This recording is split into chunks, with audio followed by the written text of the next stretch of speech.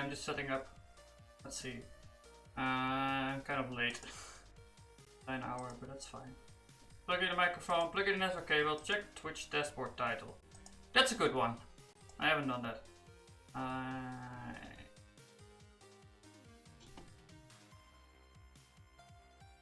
Oh, the microphone stays in the same place. That's good. I'm gonna bring that back to screen tomorrow. I couldn't do this right now. 0 viewers. Let's see.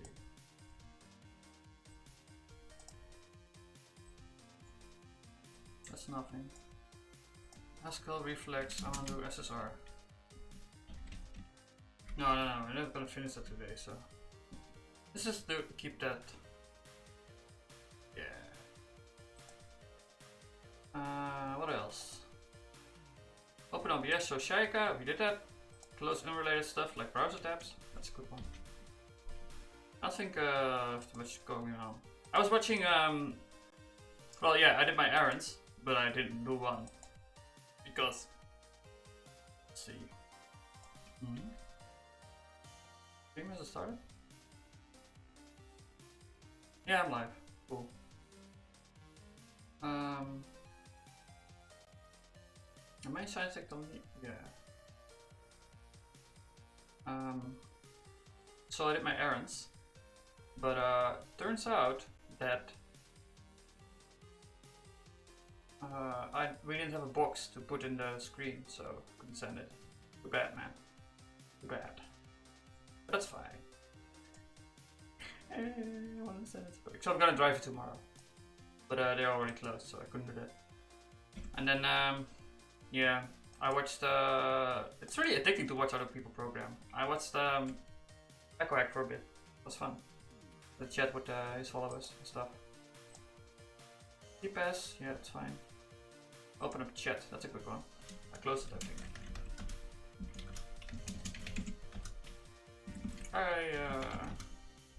I think I should get another client. This one is kind of ugly, but it works.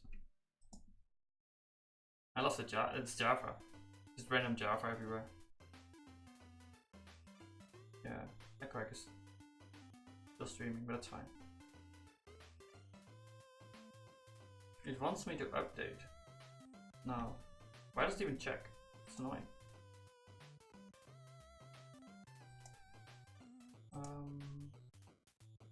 What else? I'm just setting up, guys. Open up chat. Screen key thing. Right. Show keys. Beverage, we fixed that. Twitch category, yeah, we also fixed that. Stream, press button. Audio levels. Audio levels is fine?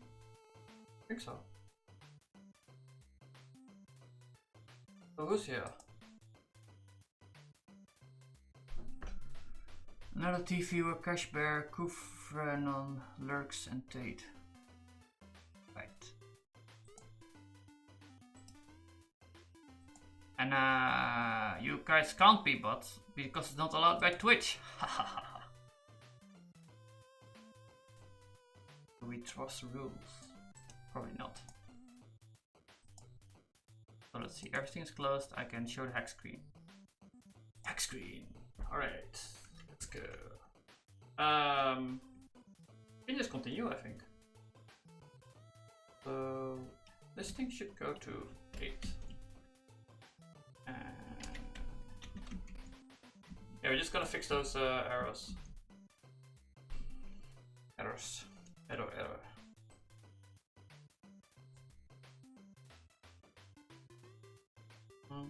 I'm thinking to maybe start at maybe from 12 to 1 we'll do a little bit of Caves of Quit. Or maybe from 1 to 2. Because I like that game.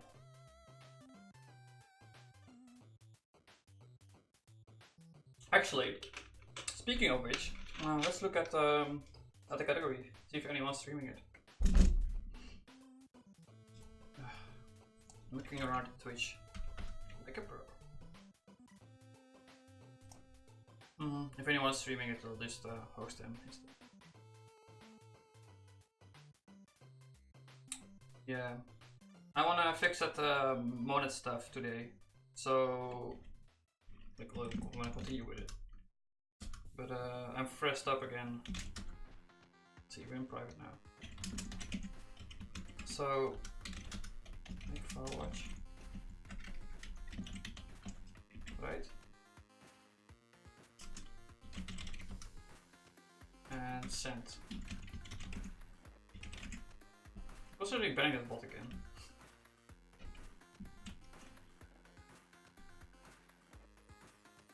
Or just like use my own music instead. Maybe that's a better solution because then I can like, you know, be a bit consistent. Just build up like a little library of music.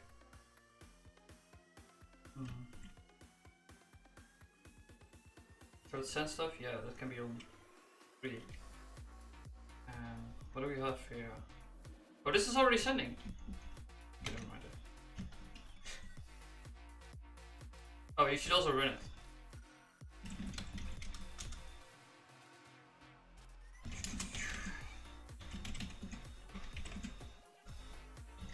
Setting this up is always a bit annoying, but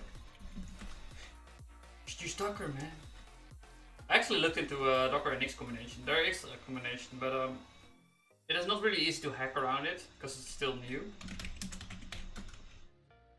and people haven't figured out how to yet. Well, like, let's look at it actually. Docker Nix. I think it's called Avalon or something. Avalon.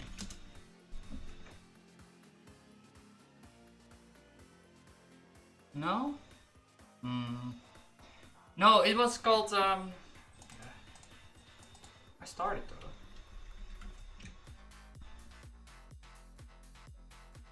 It's like Docker Compose Nix. That was it. It was like it allows you to make Ardion. Yeah, this one. Really new. But I used this for a bit, and problem is like if I SSH into the shell of the Docker, then I didn't get like any environment at all. So there was like no binaries to play with, and that makes it really hard for me to use this because I need to like muck around and use journal control and stuff like that, right? Just to debug my images.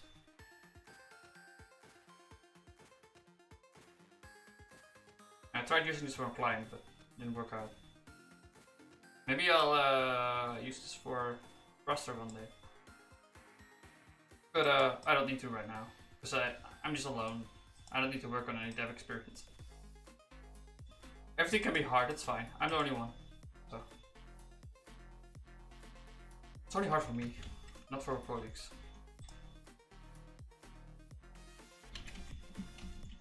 Let's see.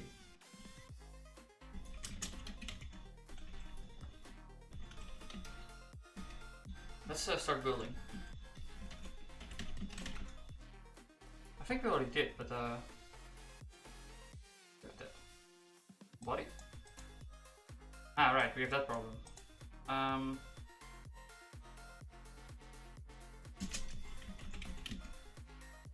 We had a problem before, right? It's exactly the same problem in roster cell, I think. And we fixed it by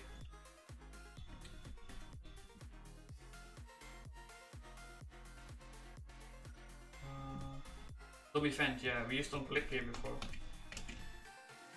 So if you use onClick here, then it breaks.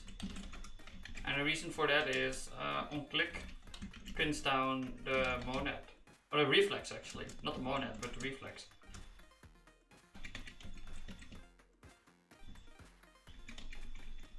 Because that happens, the monads gets determined too. In a way we can't do anymore.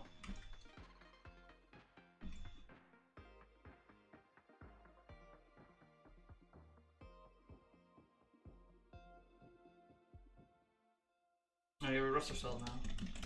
I think he doesn't realize, but that's fine. So let's look at dummy vent. That's the issue, right? Oh, I was hearing myself, or I was hearing Twitch stuff.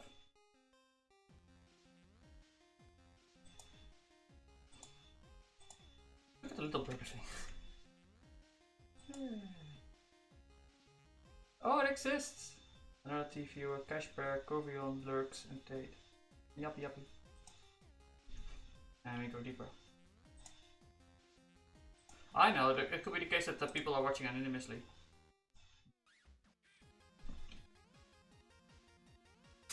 Oh, that makes sense.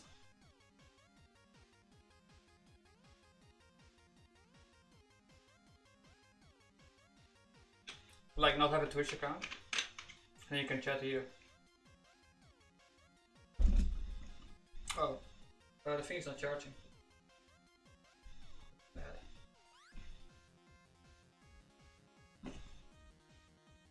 Pretty bad. But my laptop is not charging, so I need to fix that.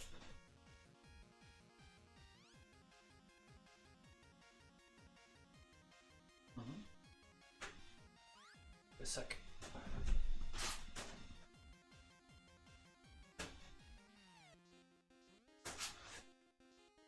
There's some different music too.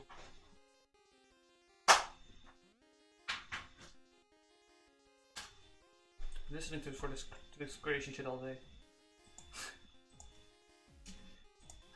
Let's have something more serene and calm.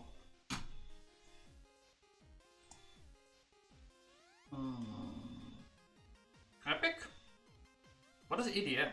Let's try that. It's like dance.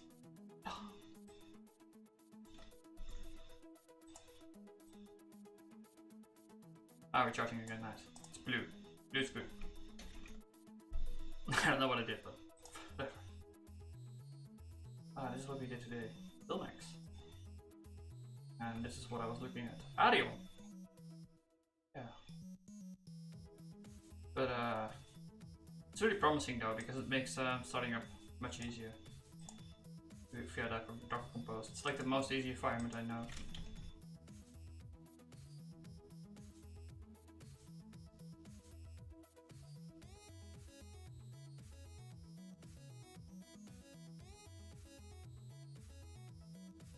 It was actually made clear to me that I did my exercise a day too early. I didn't even realize. I was like really in the mood, so. But I'm overdoing it, man.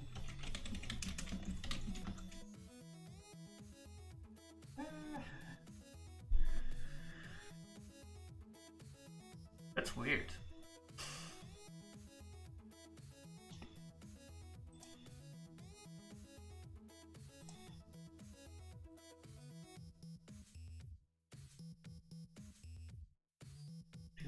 Reflex.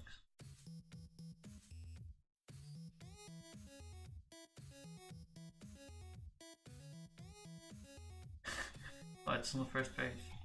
What the hell? That's not what I wanted though. I wanted to what's the function called again? Let's use the index. DOM event, right? You want to see what that does. I think it's like some type of magic going on.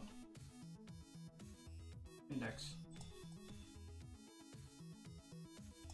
The DOM event.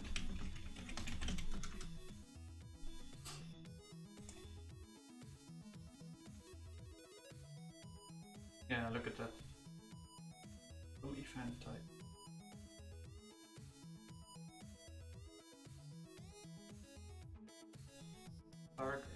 Target.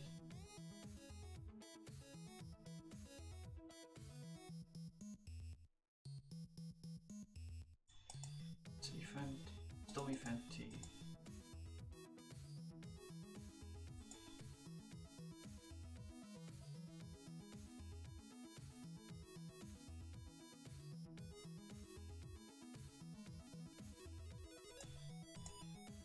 Let's see what we're determining here. Oh, it's event T. Are we really putting it down then?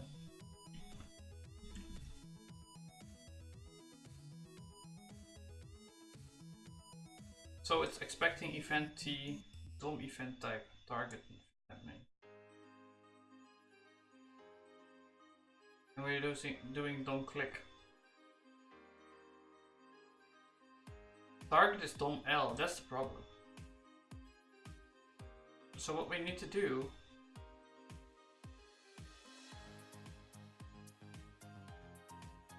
we can do this part. We can say it's event T unit. That's fine. But what we can't do is this Tom L thing. Because that's gonna pin down things which we don't want to pin down.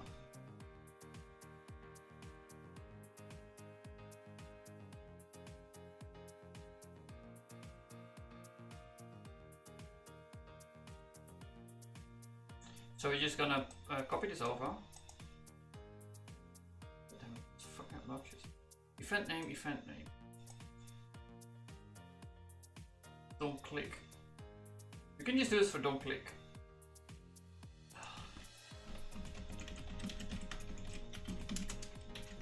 Like, an advantage of that type level magic crap we did is that I actually understand this shit now.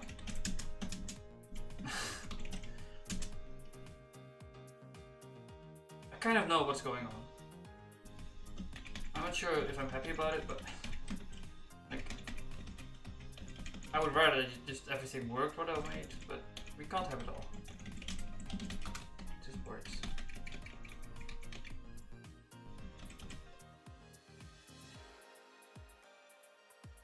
If you didn't particularly care about making that thing polymorphic, it's fine.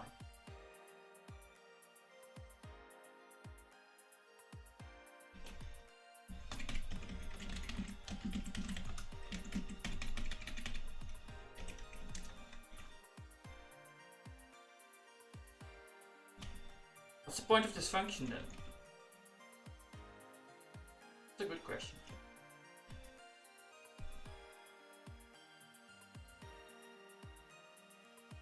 Data constructor don't click cannot be used here. Perhaps you meant...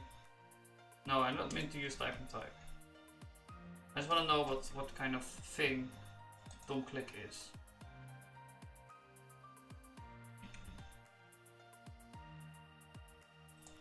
Probably haven't.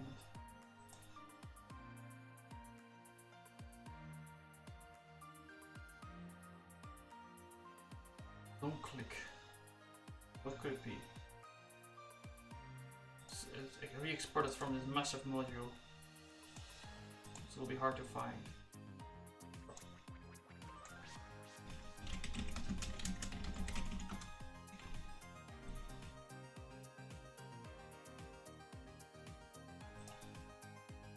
Yeah, I hope that flips too. But it's the old one.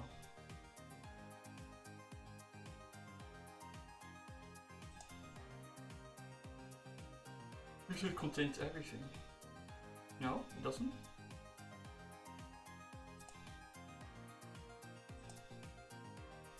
I'm also getting annoyed by this music. Let's do something else.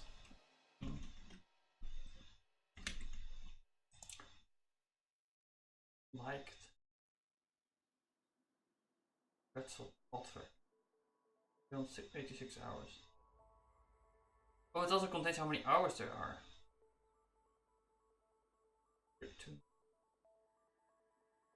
Ambient 11 hours. EDM 215 hours. Oh, 16 hours. Look. Most of it is EDM apparently. This is like the trash category or something. Don't know what you want? Just throw it in there. Mixed. Maybe this is trash. Little. Uppy. Okay, sorry, but I don't know what this means.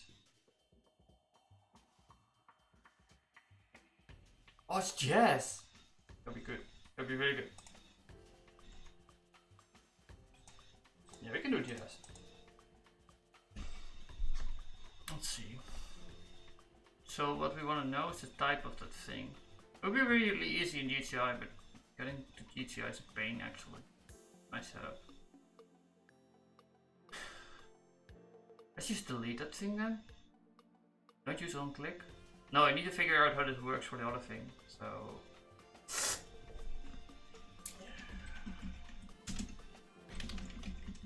where is it? Oh, I need to look over.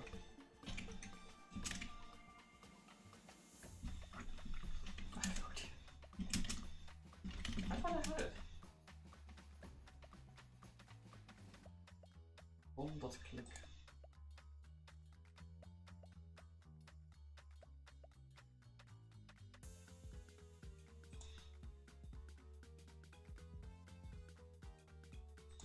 I know, I just make a chart.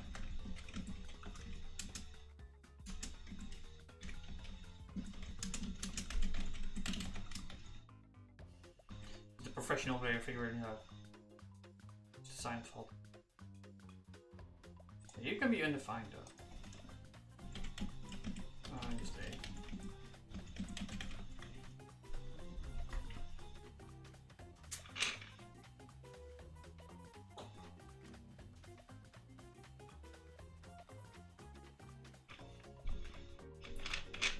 It didn't accept my wares.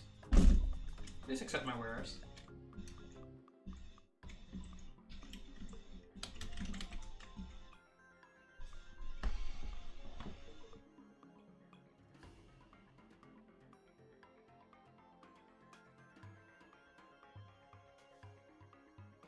I can't believe you're mucking about that. Okay, let's like make this entire thing undefined or something. Or just like, just keep it. What? No.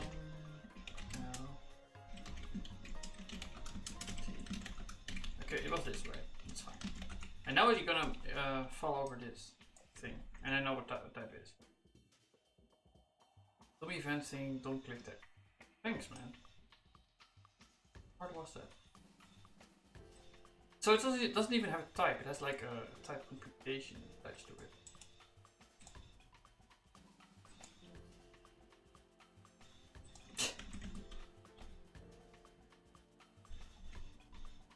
But I mean, like, this thing, like this is a type family. This is a type family, right? Event name, and you're putting in this data tag, and out comes another type, event name. Let's look at the event name. I can explain this. Okay. So this is kind of like a type level function. So it's just a function, except it exists only at type level. So it doesn't actually exist in the eventual program. It's just a type thing. So the compiler only knows about it, right? It's a restriction, and we can compute with it.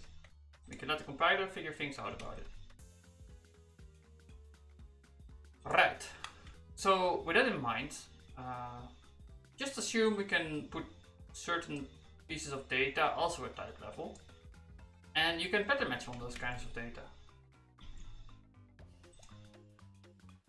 Event name.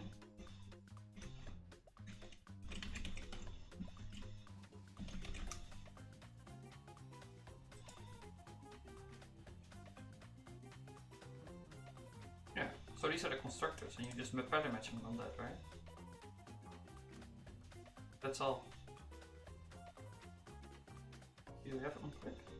Click tag. Click. Oh. That name click tag.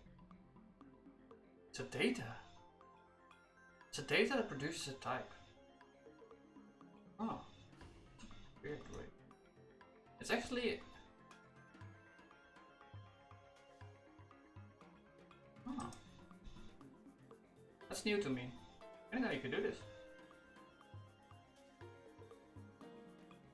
But this is a type constructor. But to create this type constructor, you need to put in a tag. Seems like a pretty convoluted way of doing this. But yeah, so if you do that, then you get out the.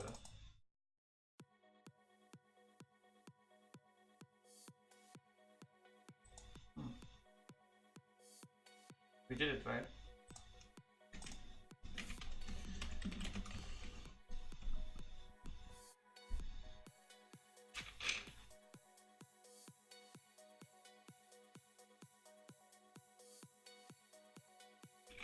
I'm like drinking so much because I just did a run. I just ran.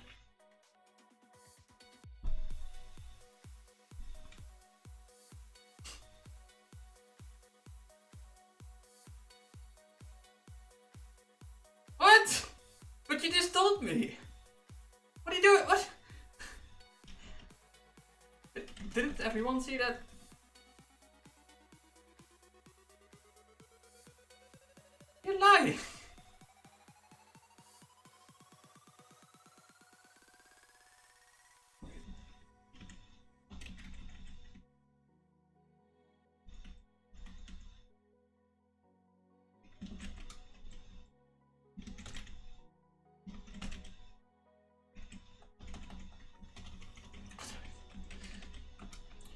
Let's try again.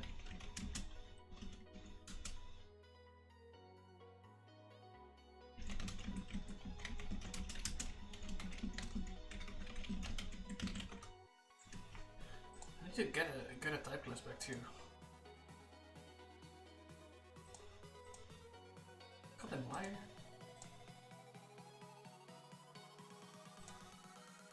I should have known something was up. It didn't do the computation. Maybe it just clicked then. Fuck, let's just look at the source.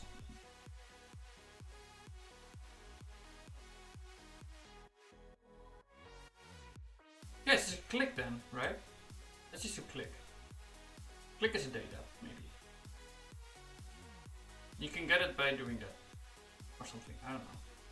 This is weird.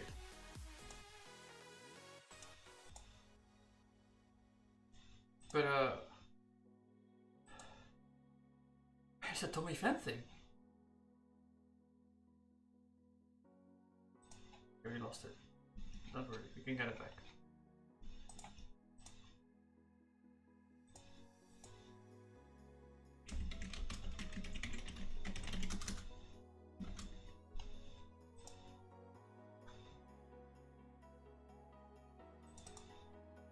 Right, and what we want to have is this thing.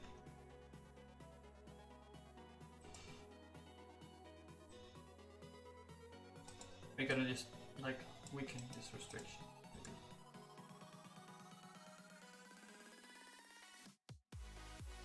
Yeah.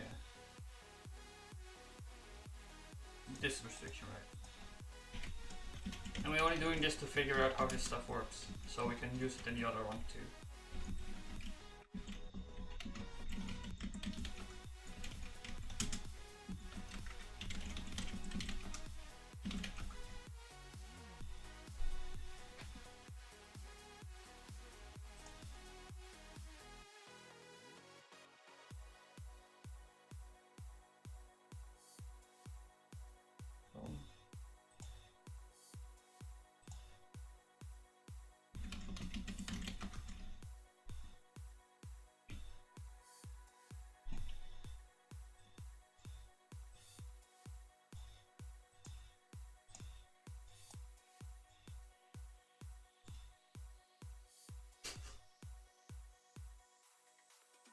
No, I'm not doing use typing type.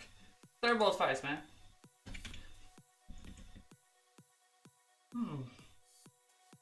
What do? They do element event result DT. The T can be polymorphic.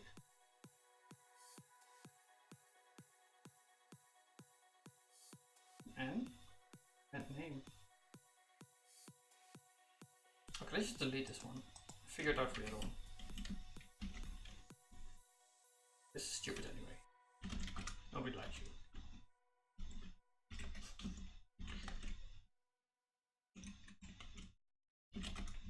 We'll just copy that over. And then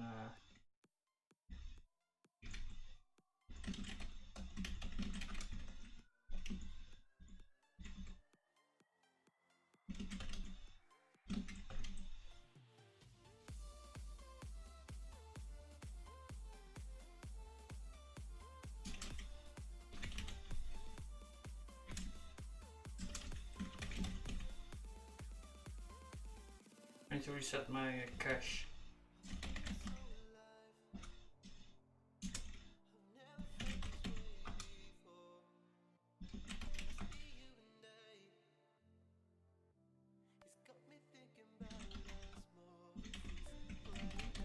But this is it.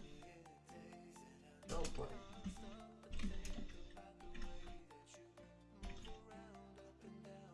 Couldn't match type. Oh. The other. Right, this is the same shit.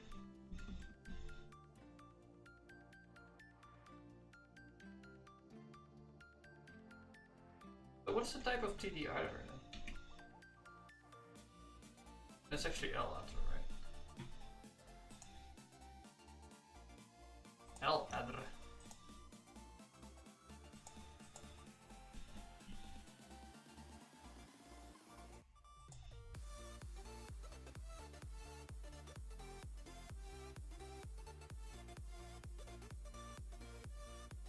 beautiful.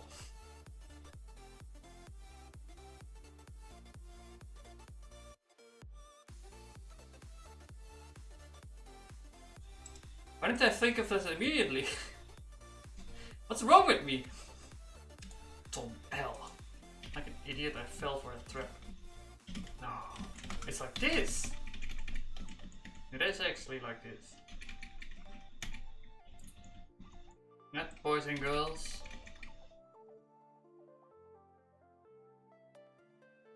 No, you don't understand. You need to recompile. Just racing. Just casually racing. Doom element.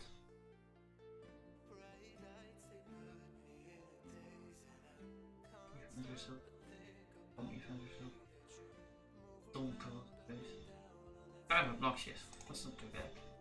Well, actually, maybe just delete this thing entirely and just use the proper. No. Let's just import everything. Like this module is small, it's fine.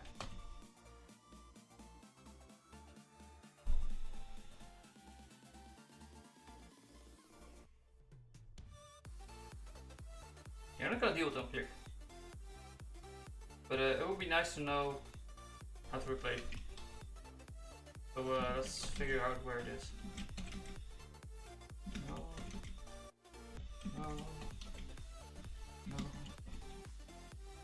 No, I think we're almost there. There it is.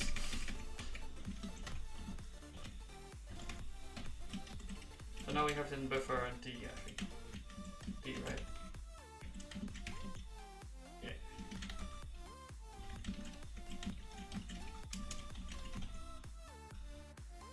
And it's just kind of retarded to make a function like that.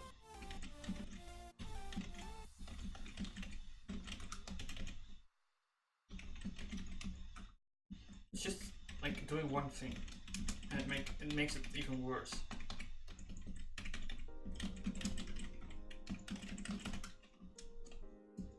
Less polymorphic.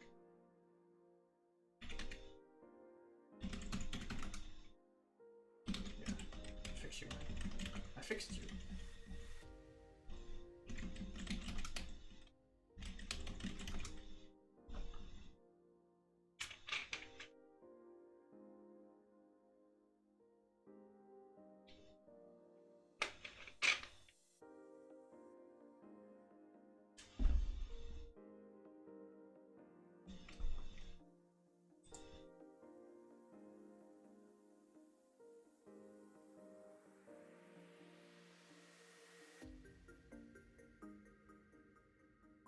What happened?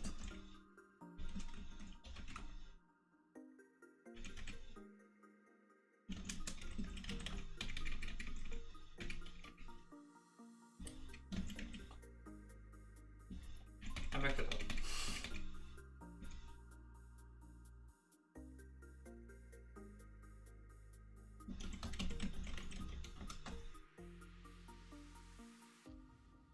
Yeah, you're not monad widget, man. You're a widget. A widget.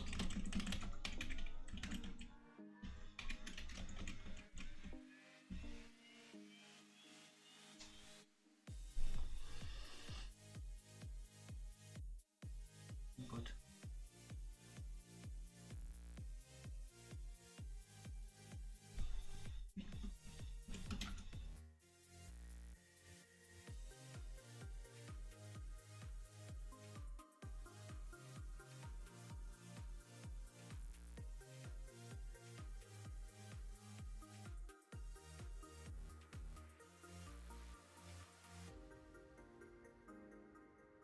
Wait, what? That would be really... I mean, you can't do text input?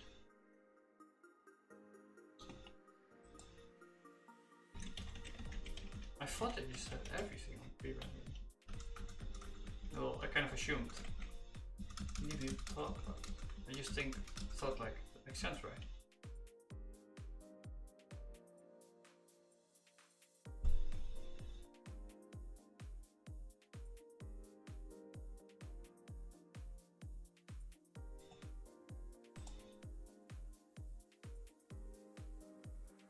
why though?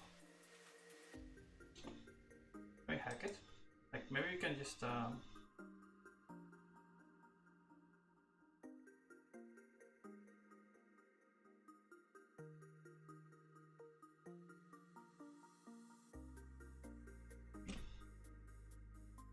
it says it needs to have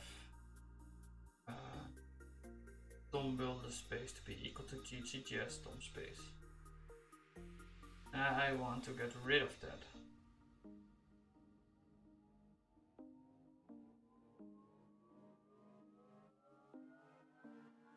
Like this is the only restriction I want to get rid of.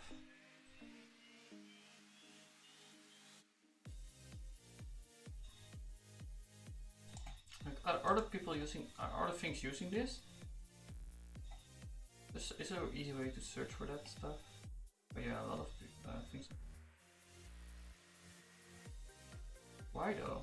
I thought it was the thing I didn't want anymore.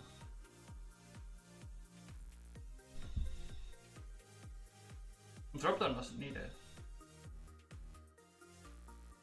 Block view.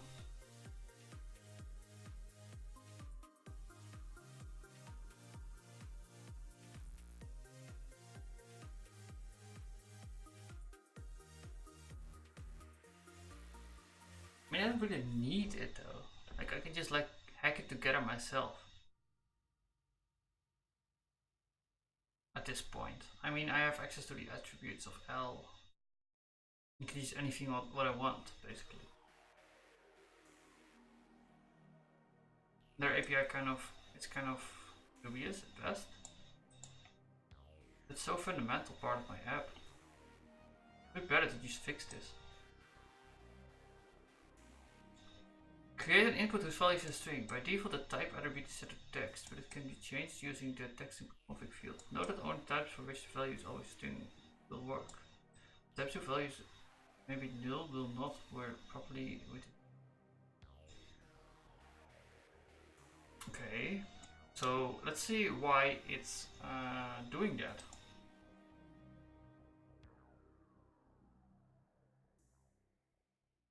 Dynamic attribute to modify attributes. Dev input element.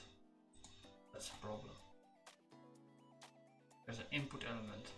An input element is, I suppose that's like the base input thing. Like because you would just make them all the same, right?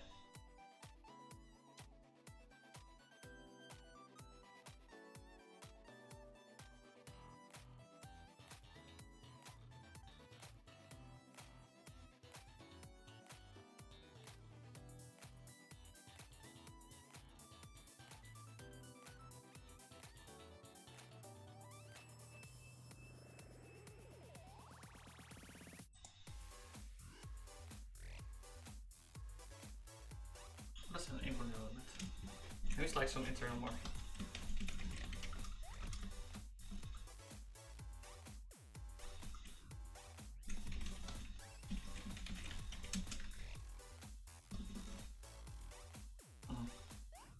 Input element dev. Looks like a thing, right? I can click it. I can click it. Nice. Ah, naruhodo.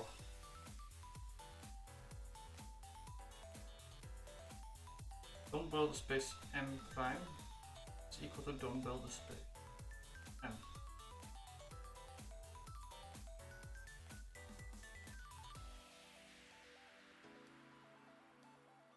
We can just use the input element.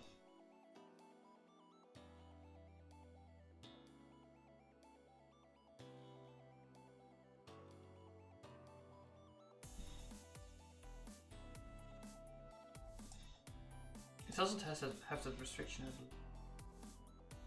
Let's see. Actually, this one is public, I believe. Here. This is DOM builder. This is the thing that's building a DOM, and for some reason they're putting it on this restriction.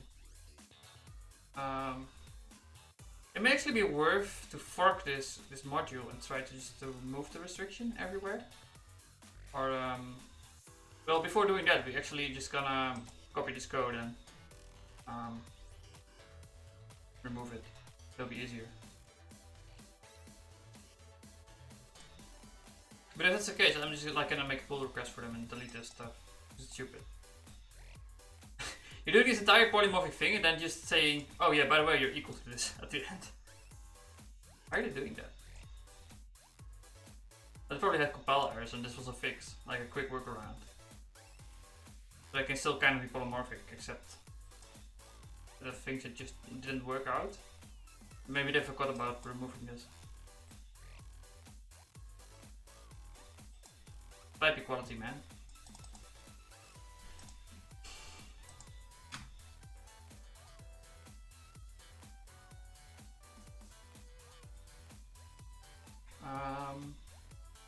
Let's just copy it. See what happens if you remove it.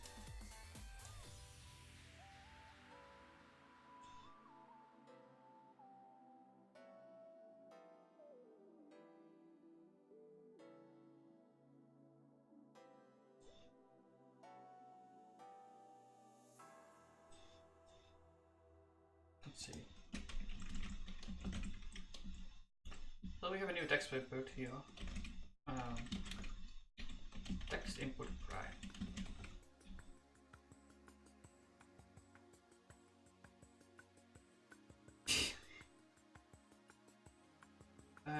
Maybe I copy this new module because now I need to fix that dumb shit. Kind of annoying.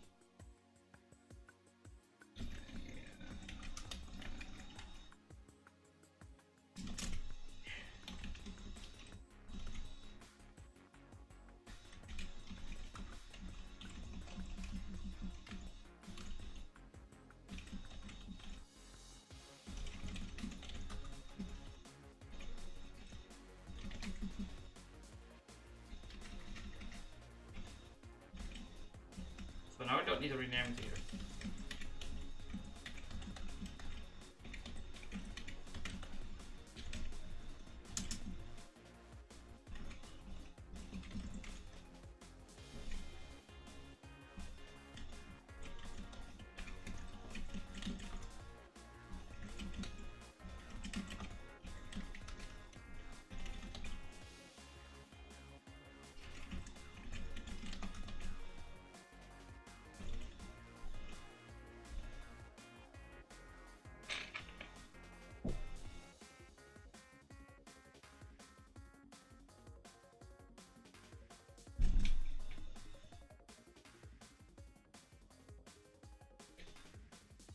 File name does not match module name.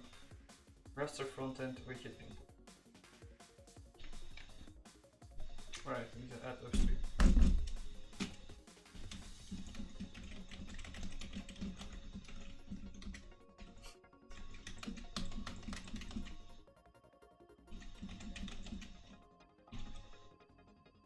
Oh, we still have ambiguous. Why do I have ambiguous?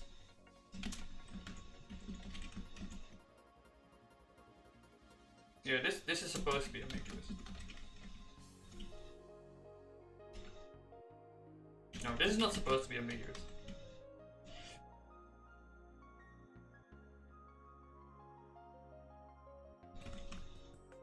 All right.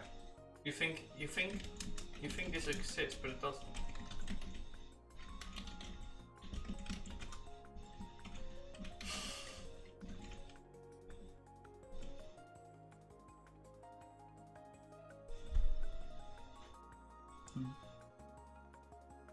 Update effect. It's so fucking annoying to have like software do this. Why do they make that, right? Maybe I'll just disable the warnings. I mean, package managers are supposed to update your software, not software itself. If every, like, well, at the moment it's the case, right? Everyone makes their own updaters. Stupid.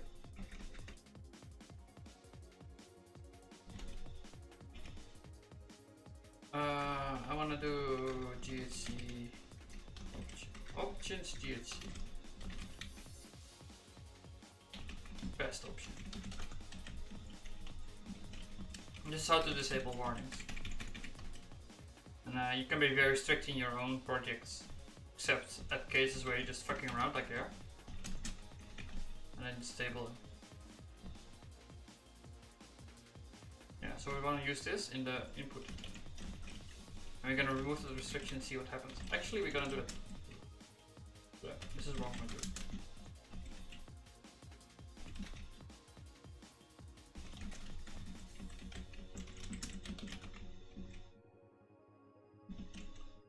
Right now.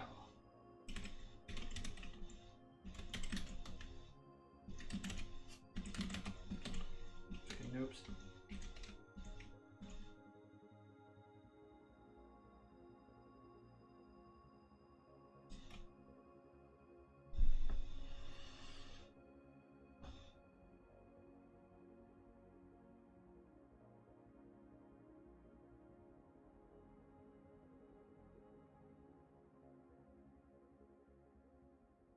Expected type input element event result C tom space t. Actual type tom space m. Why are you expecting tom builder space?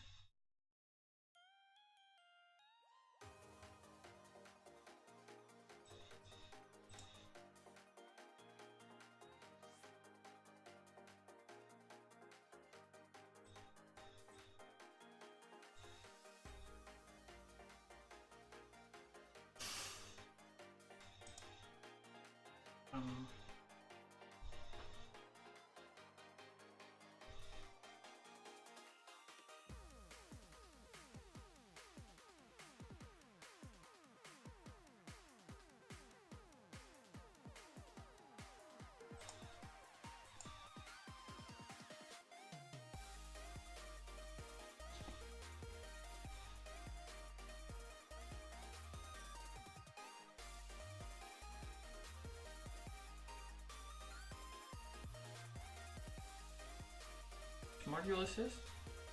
Reflex don't build a class. What else class?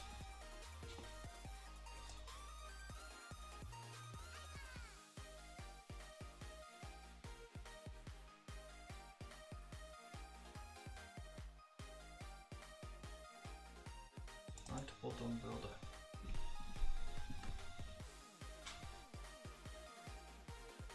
Don't builder. Don't build a space and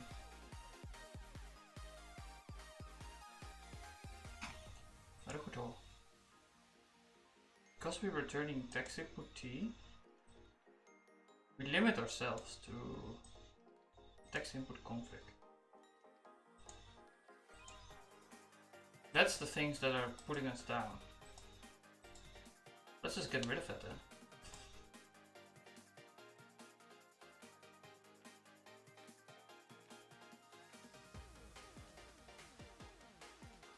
Why even?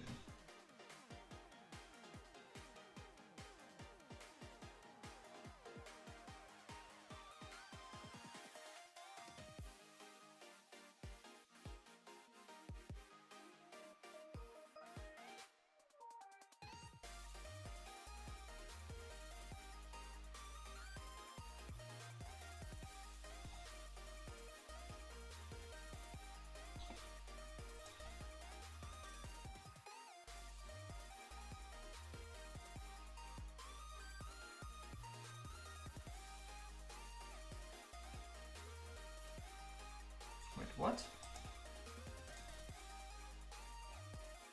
I'm misunderstanding this. Input element.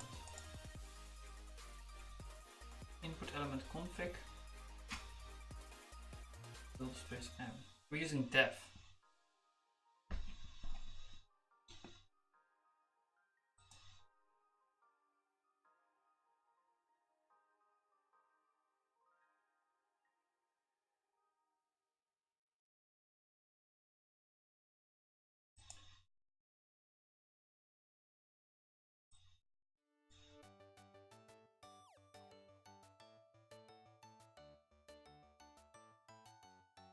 Let's see.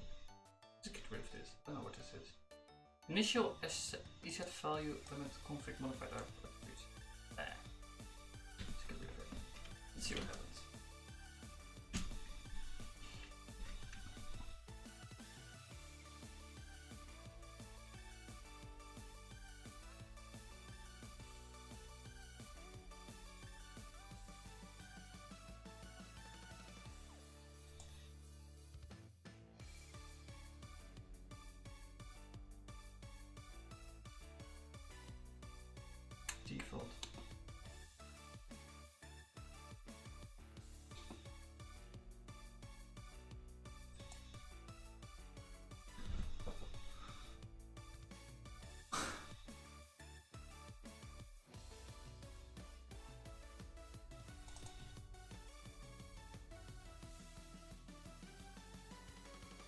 config. Damn it. Just keep going farther down to something. But I'm still like not seeing why they put that equality. Oh, event result reflex. But it's still like no reason to put a equality constraint anywhere, even though the compiler says we need to. Dumbbells. Yeah, it's equal to something. But in case of input element, it's just, I don't know. Dumbbell space M. It can be anything, right? Yeah, associated type you are.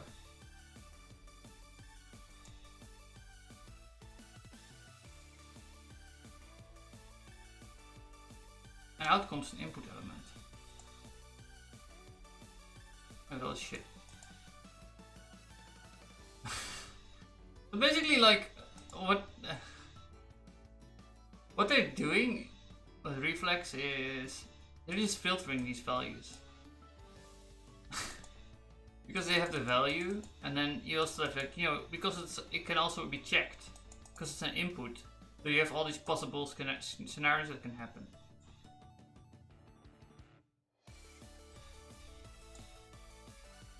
But we can totally hack around this because I can just use an element which doesn't have this problem.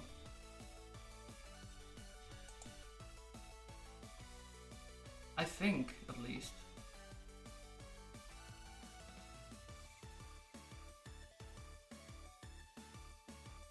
I don't get why the constraint is there.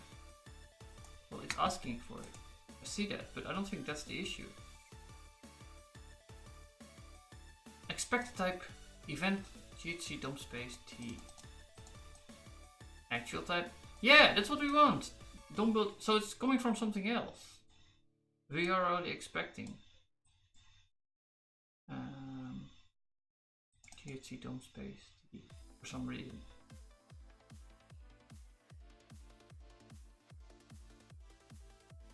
Is it because of text input? Dynamic attributes to modify attribute. The fuck are you anyway? Dynamic attributes to modify attributes.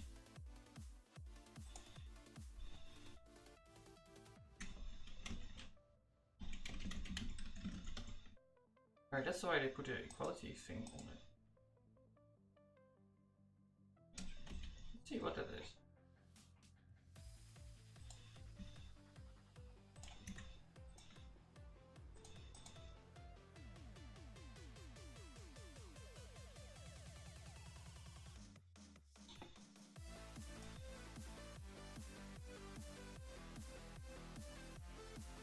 That's not it. It's doing something else. Wait, it's just using updated or what? Dynamic attributes to modify it. It's weird, man.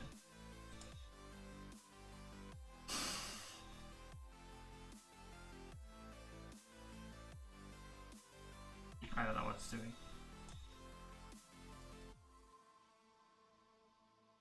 Okay, we're pretty stuck on this then.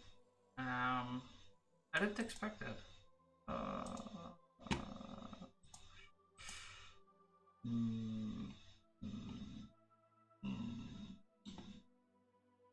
Well, we can remake input.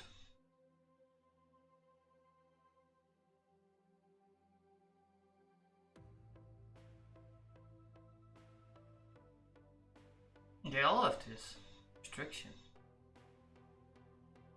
Text input.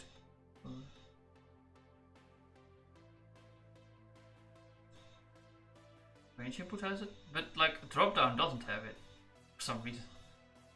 What are you doing, man? Why are you so cool? I think dropdowns will do everything. Then everything will work fine.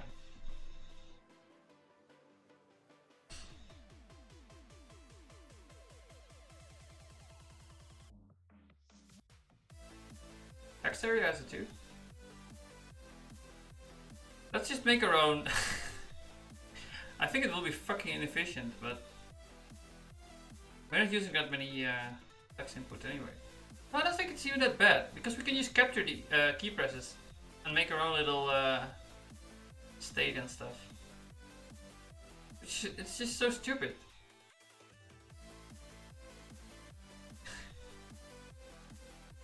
Only for input though, like... It's input? Key press also has weird shit going on, but that's fine. And range input. And text area.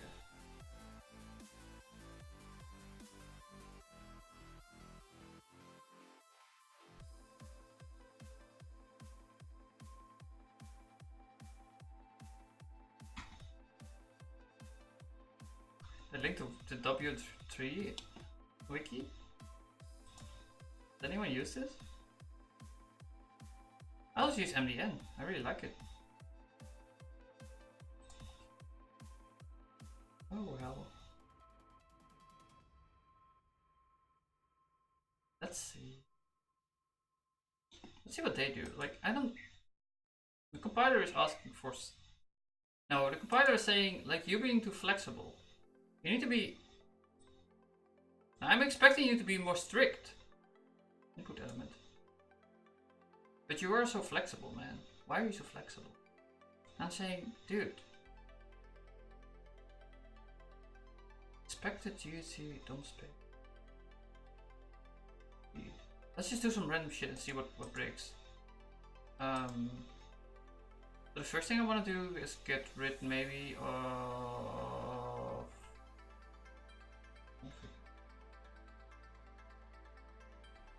I just want to isolate this thing. So let's get rid of the return type first and see if that works. We're just gonna like remove parts and see what happens.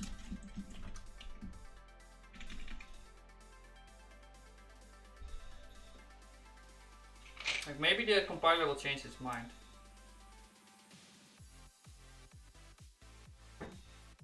Now it's just being a dick. It's not the last statement. The last statement is pure.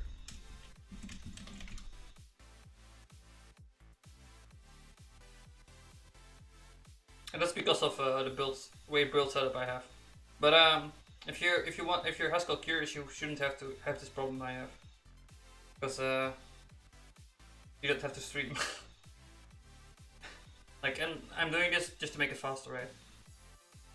Let's see. No, now it compiles.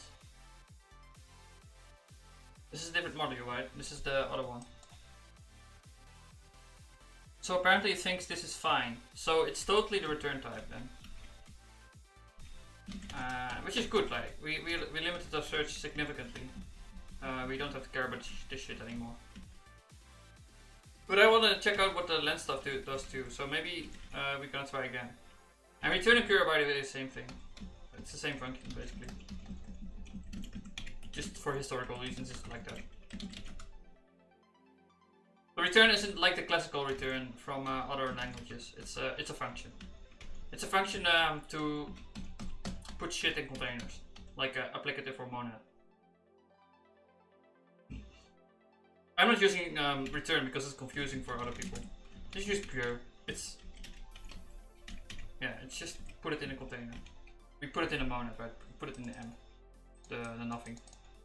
But this also compiles, so it's not this shit. It's all that text input thing. But we still want to return that, so now we're gonna stare at that data type, because it changes everything. And we can figure out a way to get rid of it, maybe. Or just replace it by something better. Maybe it's a default value. What are you doing with the default, man? As attributes, as set value.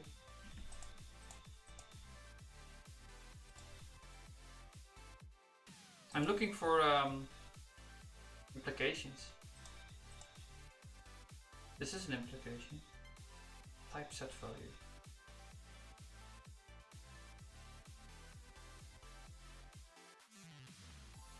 Let's just copy this thing and not give it any instances.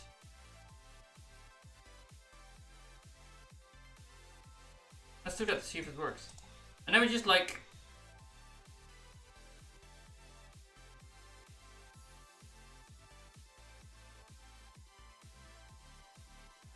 Oh, this is fucking stupid. Wait, what is the return value, right? Text input config. I'm looking at the wrong one. There you have it. Builder element. Whatever the fuck that is. Text input builder element. What does this even do? I don't care about this. Let's just make a better text input.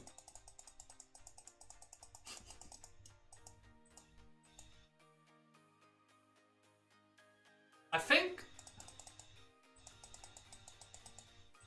this is our issue. So we're just gonna copy text input T and then copy over this stuff. And we're not gonna do the default one because default shit is bad, and we shouldn't even have to do this for the return type. This is not gonna work with any standard stuff, but that's fine because this is just for users. Anyway, yeah, we can replace this, I think, and get the server-side rendering right.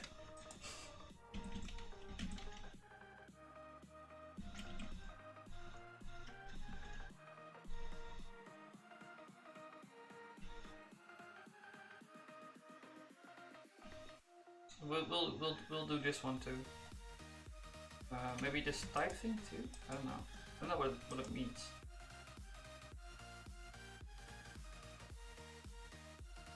As value, text input T.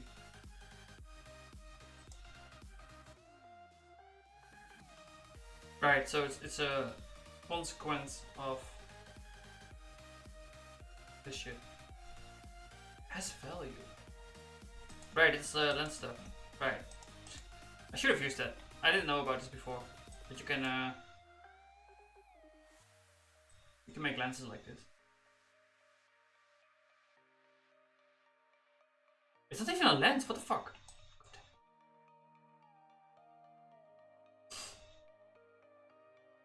We made a lens out of this one. Being way nice. S value.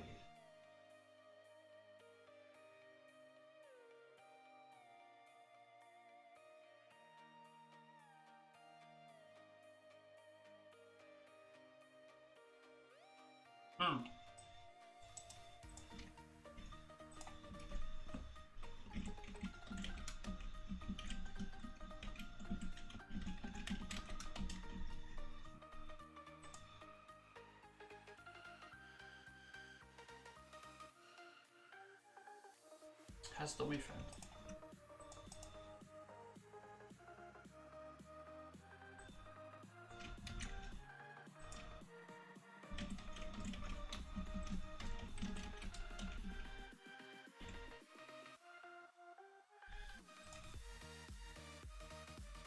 We're just gonna not import this. We're gonna use the class stuff.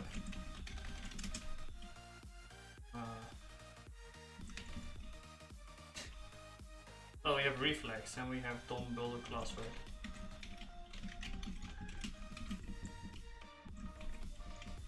Reflex DOM builder class.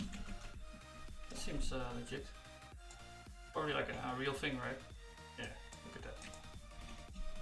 Everything coming up mailhouse. S value. Where's has value in real life? Is it like a real thing or are you just making it up?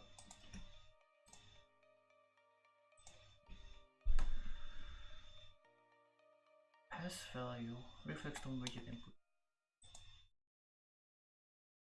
Just import the class. And the reason I'm implementing these classes is just to make it maybe work better with existing stuff, but it probably won't.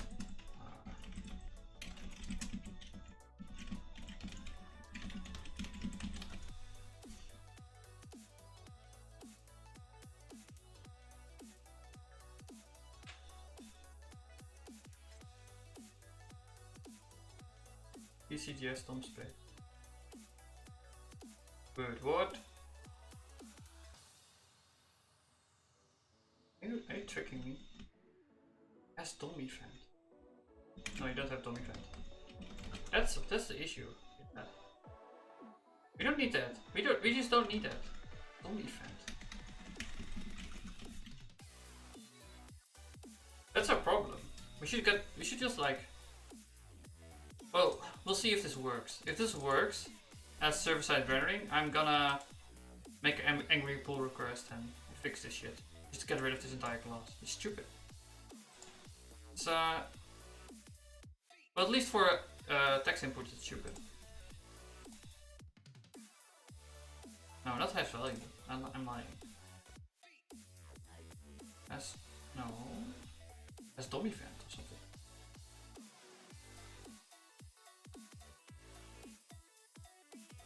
Yeah, we'll get rid of both of them and just get rid of the constraint. And then you can just like use server-side rendering always on Reflex. That would be good, right?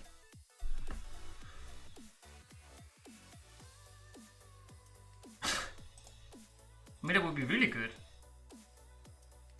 It's like a big selling point.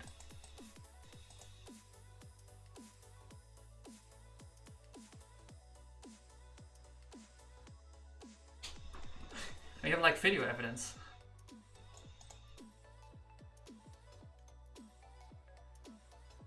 But first see if this works. Text config. Right, still using that. But we can just put that.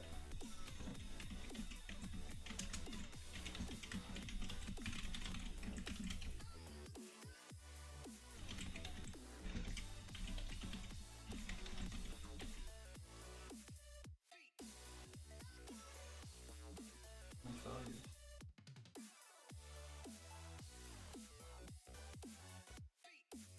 Then the import doesn't necessarily. Okay, we're just gonna import this entire module and hiding the text input stuff. No, that will also be.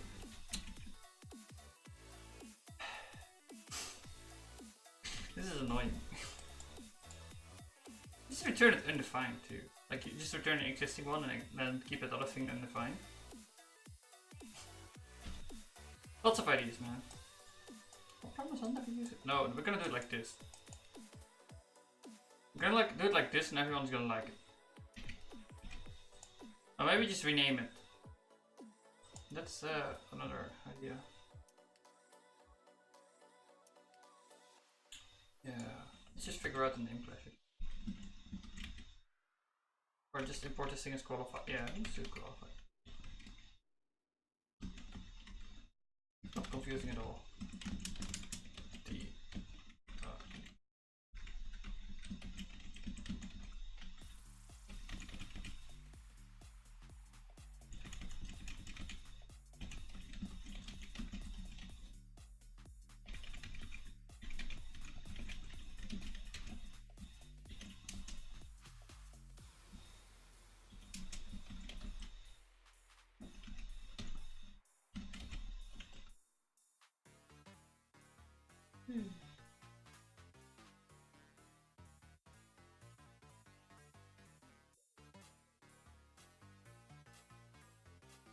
Has value. Oh. Input has. Yeah, perhaps I did.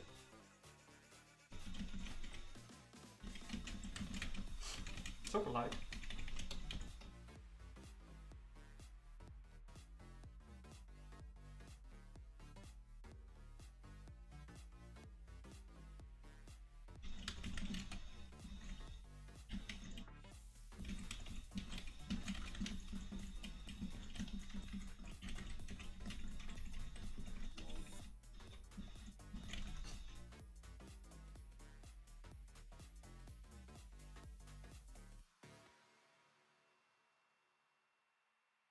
Upstream. Text. You don't know about text.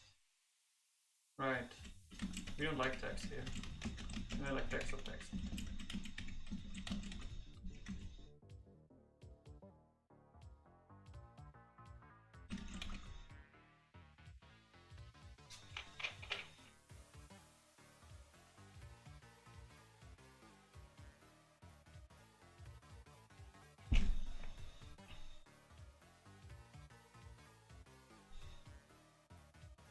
Let's see. Not a scope. Input element config initial file. Sure. Input element config doesn't export it. It seems rather dubious to me. I would expect that to be an input. But yours.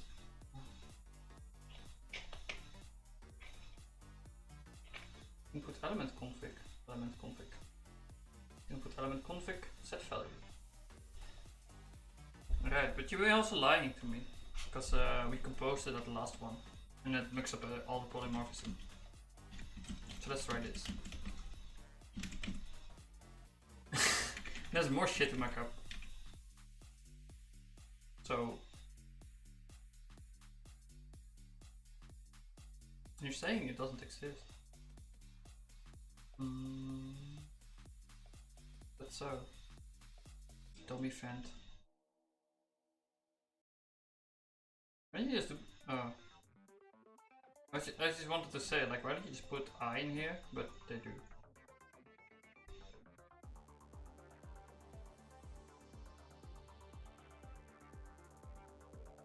It doesn't really matter though, because Haskell's lazy, so who cares?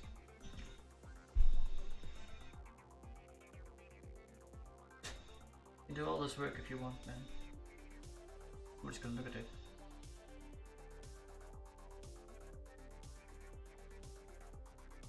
Builder element. We don't have that.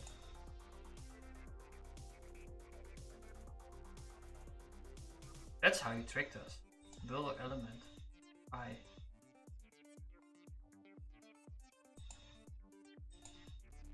You didn't want to put it down. You had to just keep text input. So how's drop down doing it then?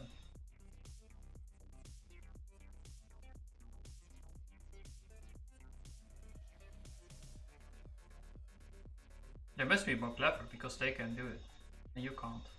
They just don't expose it. Data drop down T. Drop down config. Well, that's the solution, right? Why would you expose that? Why did you have to spill your gut on the floor? Why don't you just make your API flexible enough with just data? But no, you had to be more precise. Expose yourself to the world. That's everything.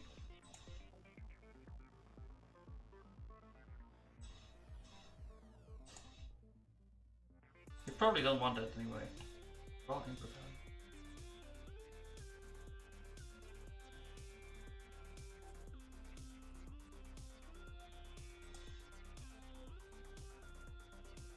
I bet someone needed it at some point. But it's like making the API way less flexible.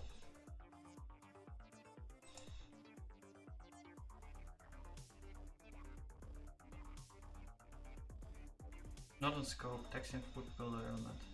Perhaps you meant one of these. Input text input builder element.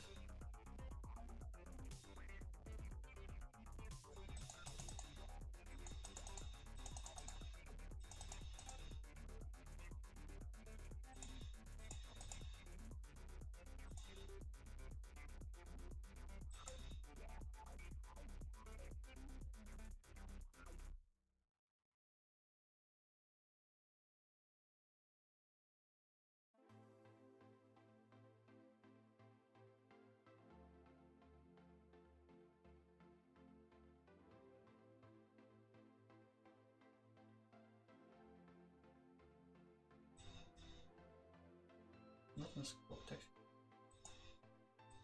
Right, I need to find these. Okay, why does find these? According to the module. Text input. That one.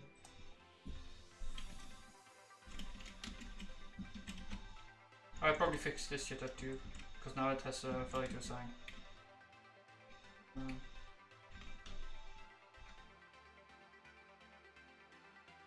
Input element config set value. I'd expect it to be here. There we go. Input element config. Oh, that's the other one, right? That's the build class thing. Maybe you just search for it. You never find by hand. It's pretty big, Reflex.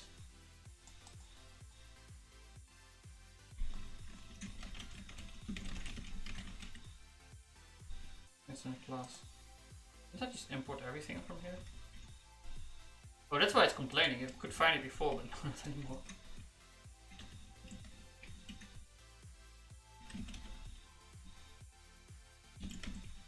Thanks.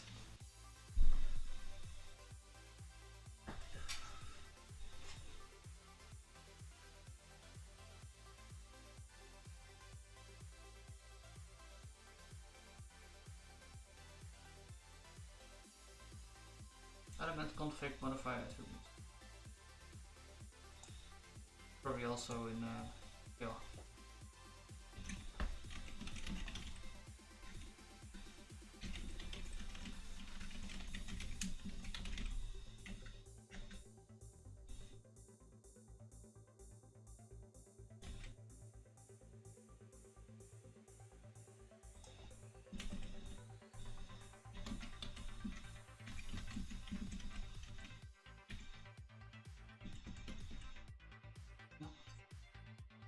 Up keys to attribute name.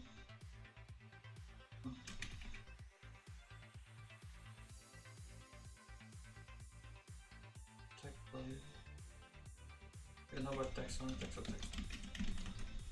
Text input. You see that? Alright, we don't do that anymore. It's too dangerous. I can't believe it's just that one field. It like breaks everything. Breaks like the entire point of the entire mission of the entire app. They could have hidden it, right? Like they could have put it in existential, and it would be fine. Actually, maybe that's like the proper fix.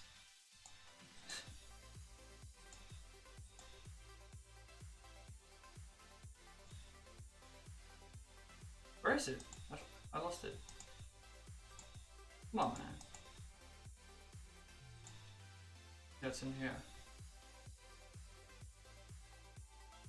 Text area config, range input, range text input. Oh, this one. Yeah, why wouldn't you?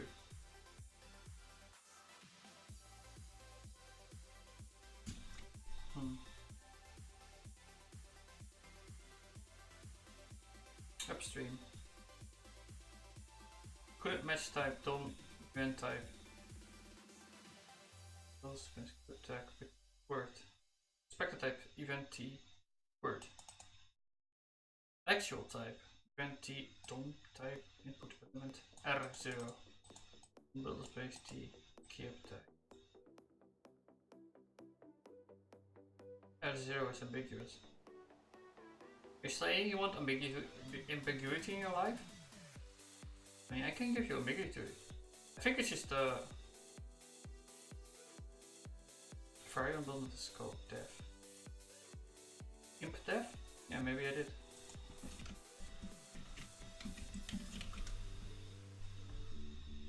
Variable not the scope, dynamic attributes to modify attribute.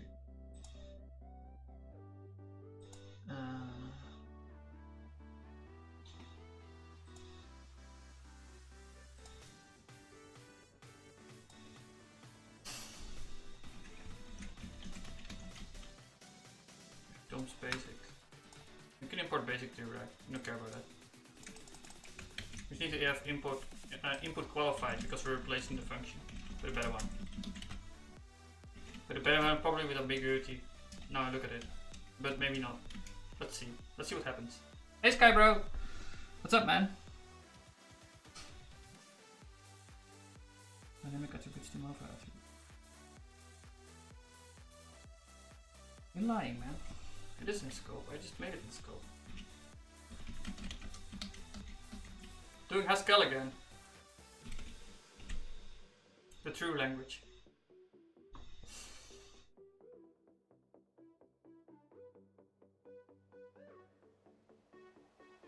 Don't build space now. Yeah, we fixed it, man. We're gonna do this. Server-side rendering with the Reflex and like the entire app we have. just gotta believe.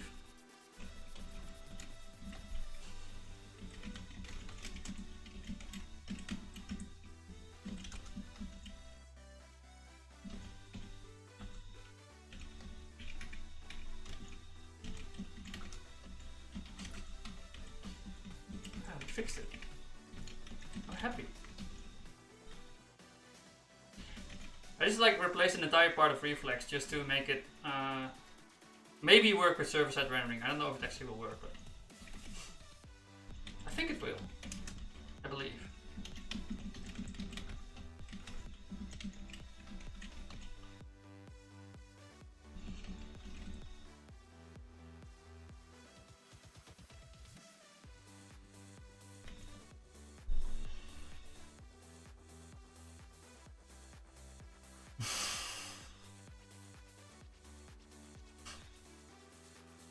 This is gonna be so annoying. Yeah, that's a problem. I need to use the better text input now everywhere. I'm not exposing it to many places, I hope.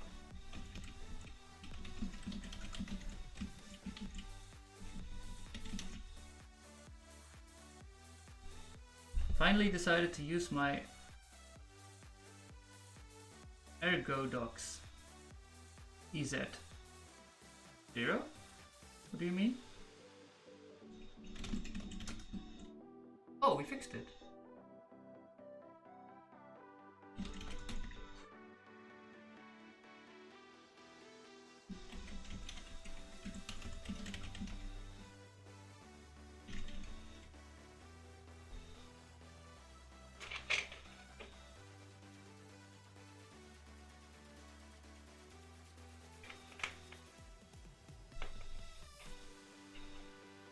Yeah, text. We also need to replace text area because it's also marked up. So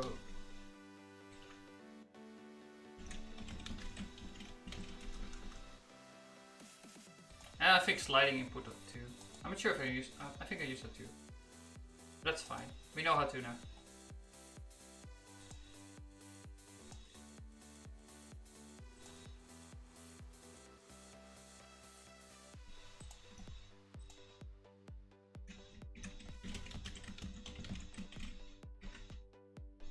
So the problem is, wait, is there a problem?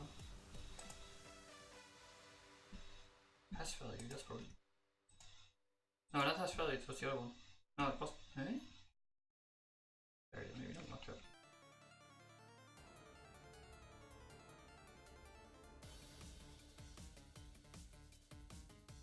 Yeah, you are marked up for some reason, I don't know why.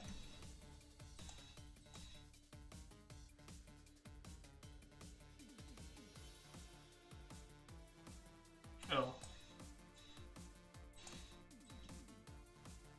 Here we are again. My words per minute is like 5. Ergo docs. Open URL. WPM. Oh.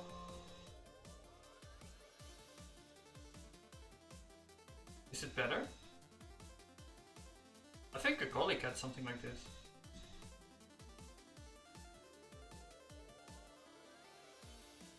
I decided to use my ergo docs.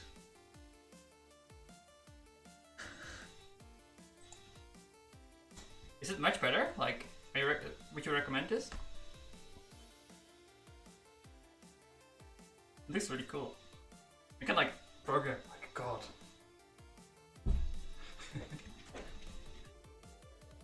I would like maybe like put it behind and like program like this. Something, I don't know. You can have like these crazy postures like that, right? But no, I'm a slave and I need to stand like this. Just hands in front of me. Like a noob. I'm bound. Keeping my hands together. They're like handcuffs. Unfortunate. But like relearning how to type. Maybe, like muscle memory won't go away, right? You just need to. Is it really that bad? Yeah, it probably is. don't know.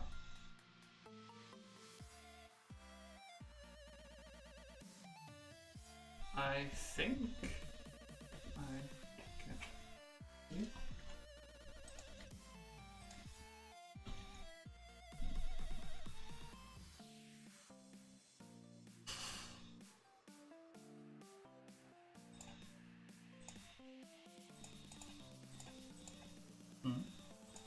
Like, can you like enter both? I want to try it out.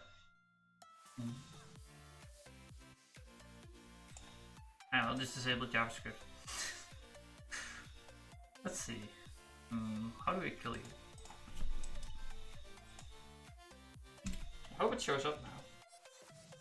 Does it render in JavaScript?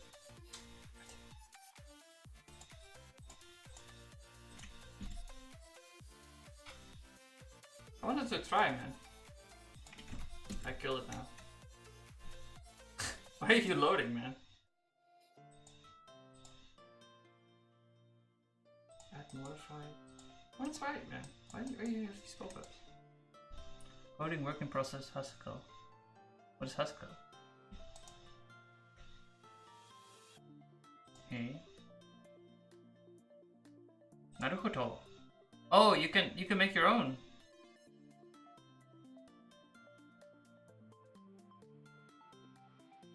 Oh.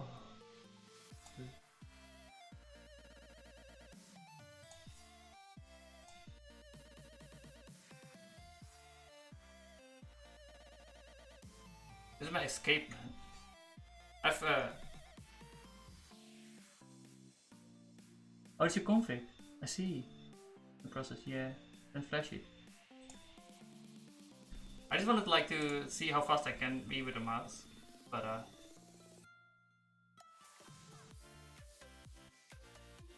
should escape be there?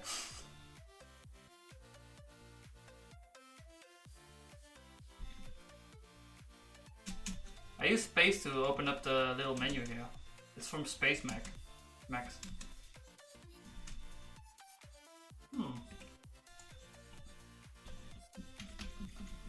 It's actually like, I haven't thought about this. Maybe you can get even faster by just like using something like this. That's something to think about. Free speed, man.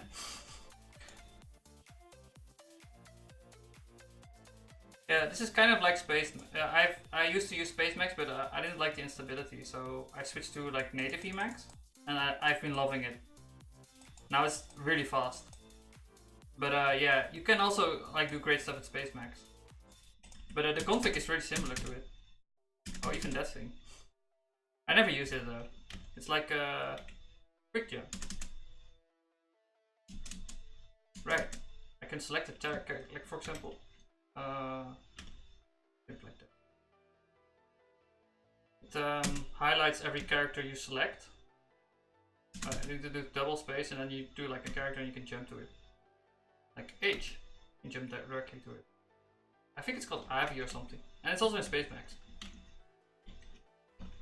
But I never use that. Because I have Vim Magic going on. And I don't really think about using movement keys anymore. Probably should. I would get faster, but yeah, and I also need to think about programming. So, and talking now. Let's see it Node.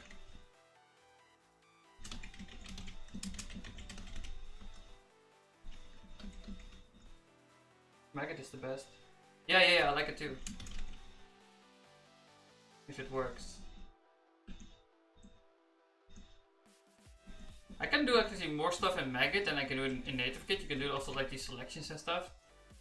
But I don't know how to do that in NativeKit.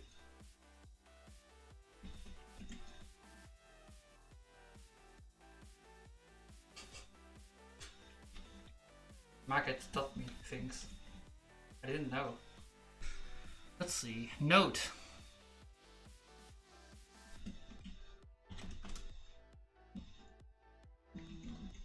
Oh, it deleted on click right. Go. we have a registry for that. This is the wrong node, I believe. I have multiple nodes.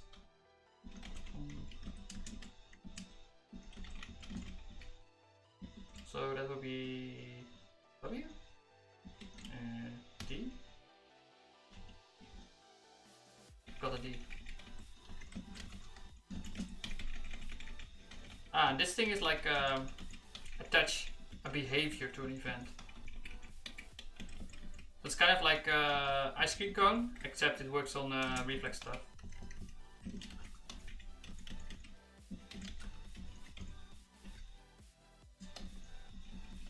Like ice cream cone is to override functors. Ice cream cone is like const and then whatever value you want, for example 3. Const drops one value, right?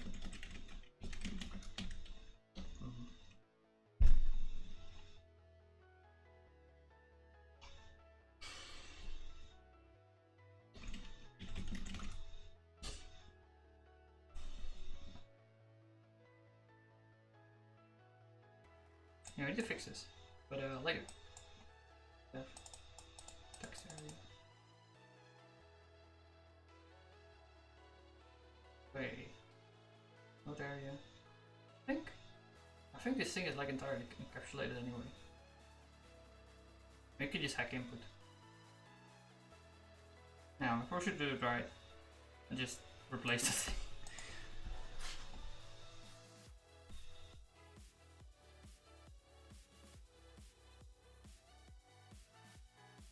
Wait, where is it?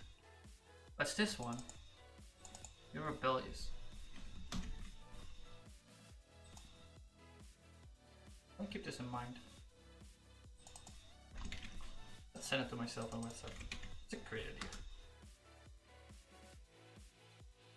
Would it dox these people? Nah. Maybe it's a bad idea actually. Just write it down somewhere.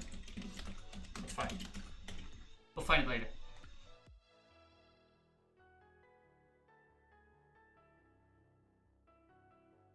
Node.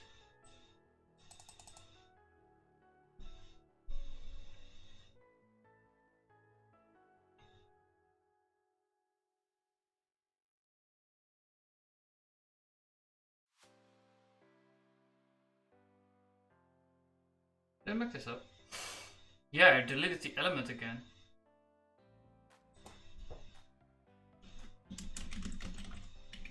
Keep doing that.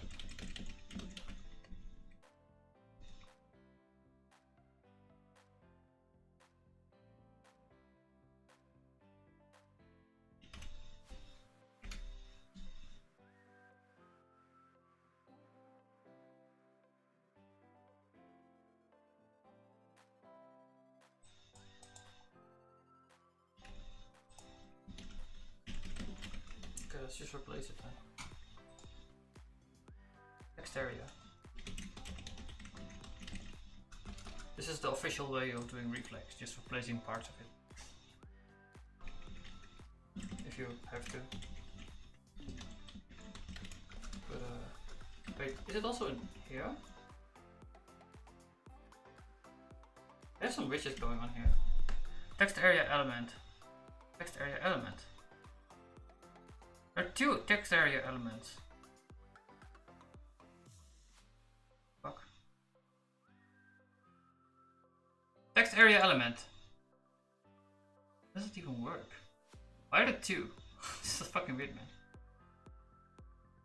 It's like conditional or something. You can have both.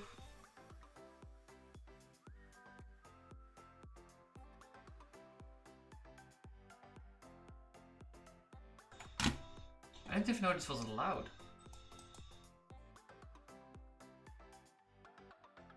Alignable.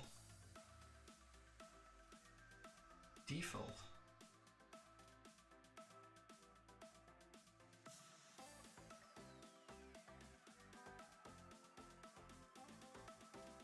Oh, there's a default implementation in case you have these conditions.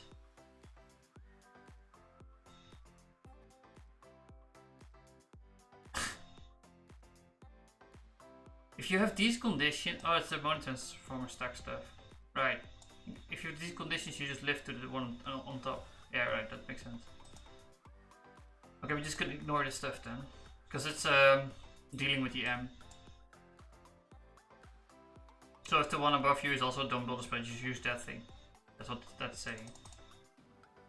That's some magic, man.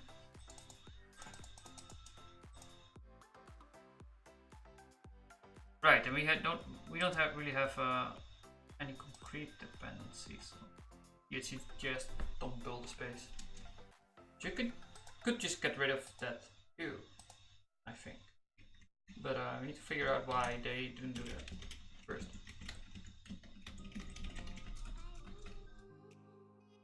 Is this input?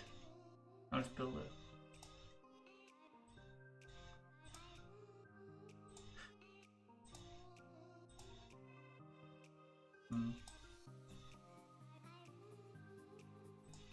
Text area.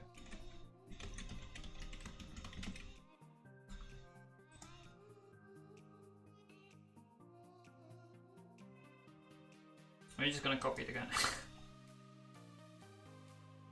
Yeah, let's do that.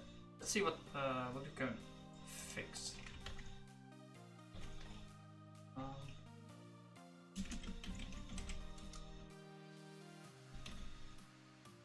No, it's an upstream one, right? Right. Maybe put it in Scratch. That's a good idea. Okay, yeah. Don't worry. I'll get to that.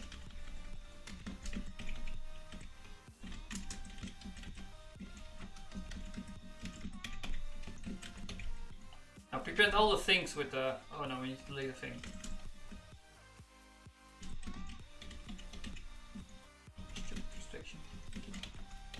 Maybe we can just do it like this and we don't have to replace this other stuff.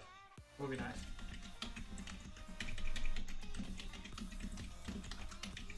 Like this restriction is what it's all about, right? Because this thing doesn't allow us to do static running, so we need to get rid of it everywhere we can. And I don't think most of Reflex have already done this, except in these parts. Presumably because of backwards compatibility, but I don't care about that right now. So I'm just gonna delete it whenever I can. We'll see if this works. And if it's gonna say like, oh, we assume that blah blah blah is wrong, then it's probably because of this thing. At least last time it was. So we're gonna try deleting that first.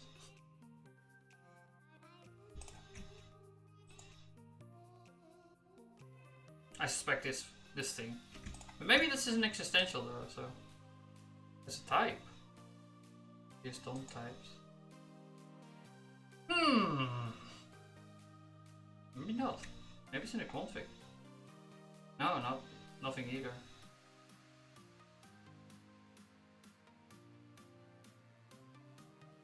Set value.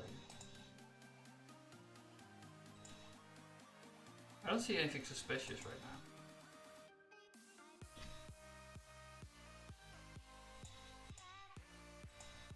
Maybe the default thing. No.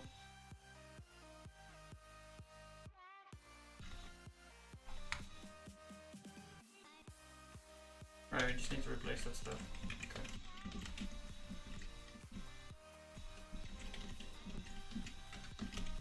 Ah, no.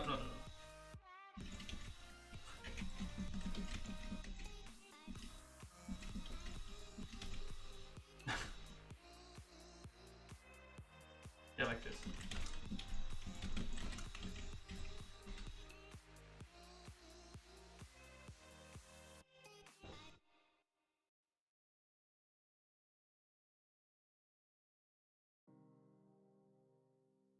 Text area config. Unscope. Perhaps you meant in one of these. Perhaps I did, man.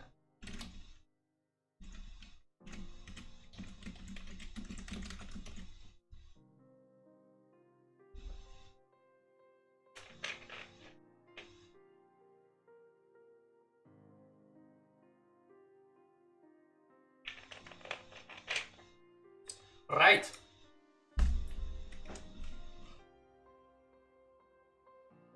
there's a problem.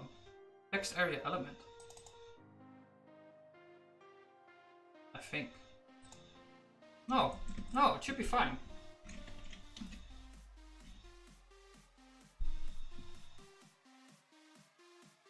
Pretty much expected type JSON doesn't type.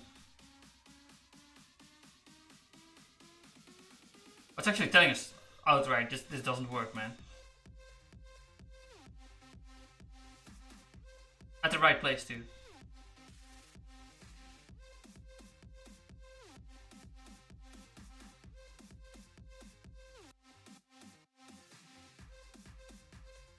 We have ambiguity or something, right? Do we? No, we don't. We don't need it. No, if we fix this, then it's fine. So let's fix it. By copying more code. The patented way to test the shit out. The function doesn't work in pure code, and then you gotta be angry about it? This is fine. It's lying about that, I think. But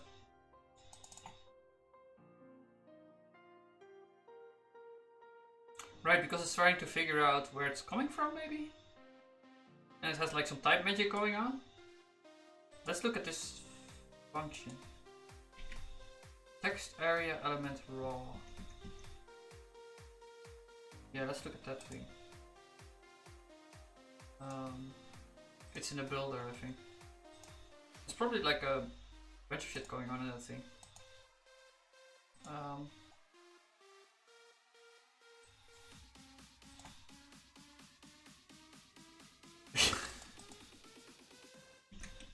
Oh, what's going on? There's some shortcut I'm unaware about. Again. Do that.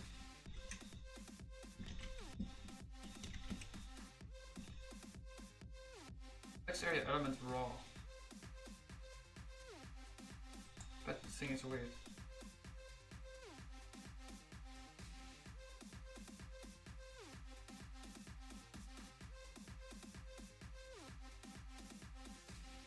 Yeah, it's depending on the D. Can't depend on the D, man. That's just dangerous.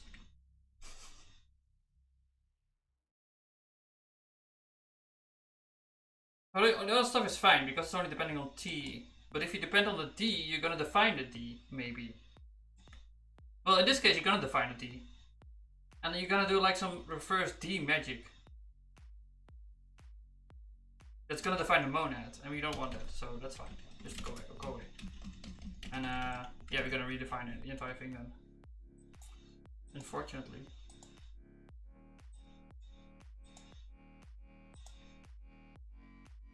Yeah, that's too bad.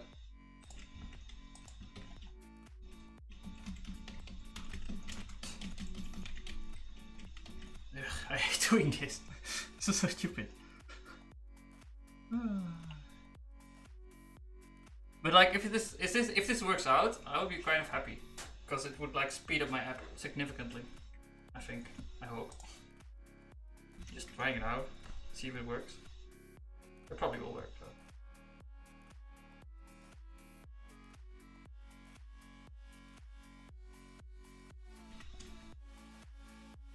But. Tabs. F tabs. I don't know, okay, you can show it, right? Like some Emacs spell for that.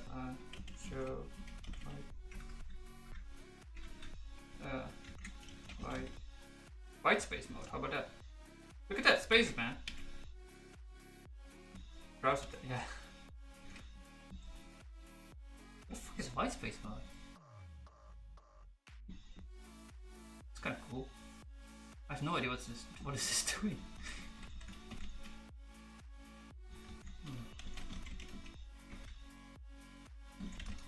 And they're rebellious, man, the browser. Actually, like, browser tabs are kind of redundant because I just have them in i3, right? Let's see. There is a spell. Wait.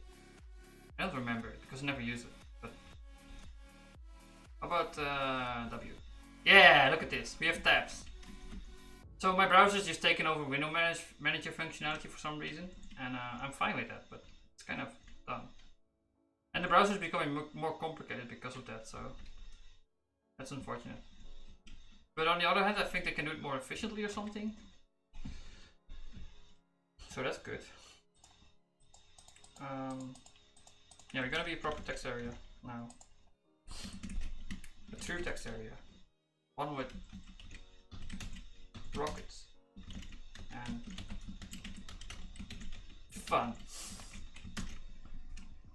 I'm not gonna implement the instances anymore. I don't want to do that. It's too much work. I'm not used to it anyway. Be sure using Emacs. Not even using Emacs as a way. Yeah. I like to have the directional navigation, and before I thought it wasn't possible in Emacs, but apparently it is. And now I'm like muscle memory to i3, so I'm like kind of stuck. But yeah, I still have like the working spaces right of the i3, so that's even more powerful, I think, because I can just use one working space for the browser and the other for hacking. And I have a bunch of backup workspaces for, like, now in this case, running shit and OBS. And like Xmonad. Yeah, I've heard about that. I haven't really tried that though.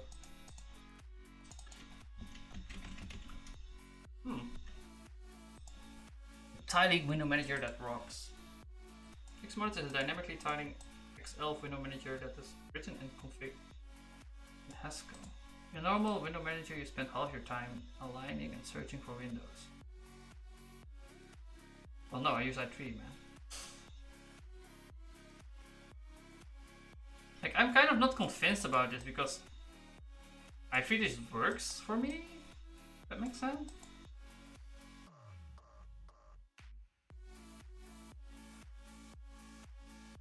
And back then, I heard about Xmonad, but I was like a noob, right?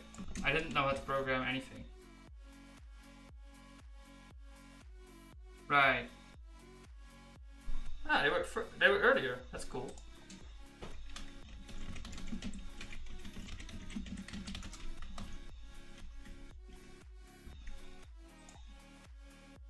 Let's see. Testimonials. Documentation. How does it even work? It's just hack it. Does this exist in Hackage? And you can just like use that.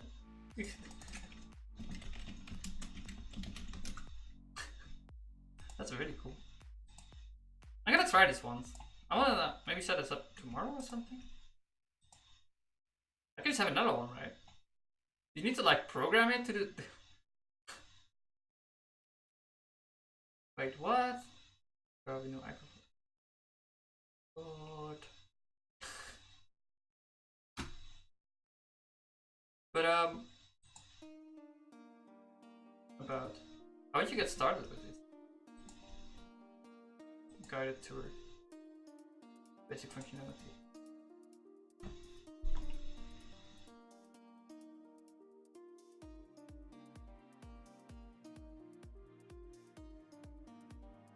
What shift return?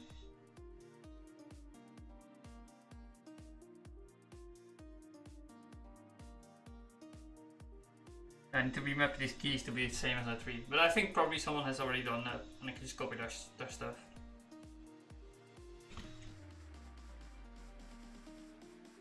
You config in a Haskell program.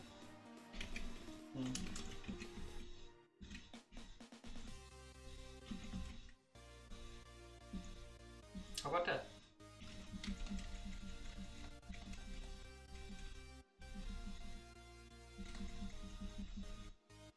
I'm thinking like I need to fix all this shit then. No, but does it do the thing? Does it do this thing? I really like this thing too. It's the what do you say? How do you say this?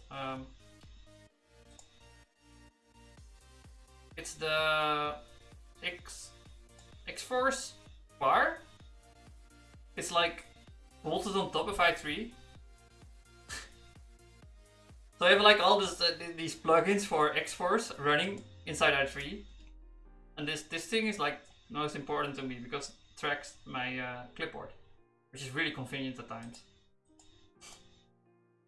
And this is also kind of useful at times, not really.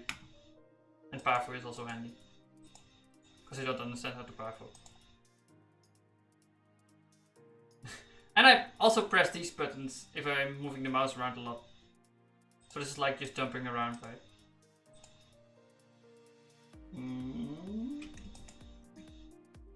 Open Euro. I think we have a bit of a delay though. Oh.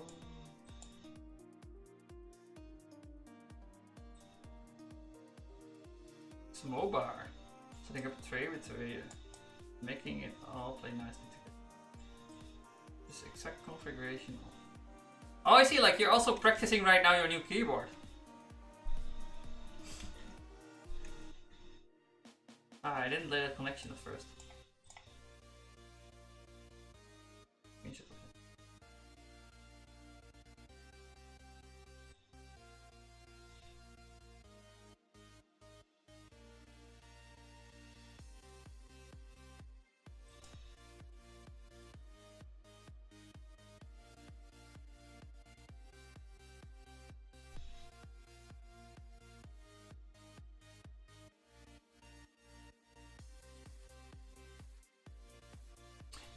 Ah, no lenses? What is this?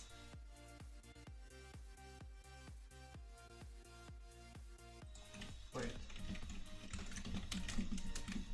Plus? Isn't that supposed to be applicative? Or monad? Arrow! Wow. Arrows! Hooray! I still need to read the arrow paper.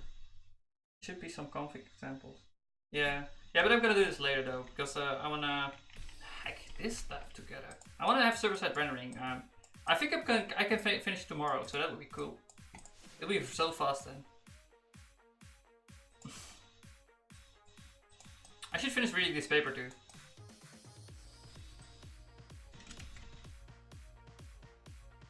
So actually today I wanted to take a little break, but I didn't, because I was in the mood to just do hacking. Still in the mood to do hacking, so that's good. Oh, it's 12 o'clock. But let's see. Let's continue until about 1-ish.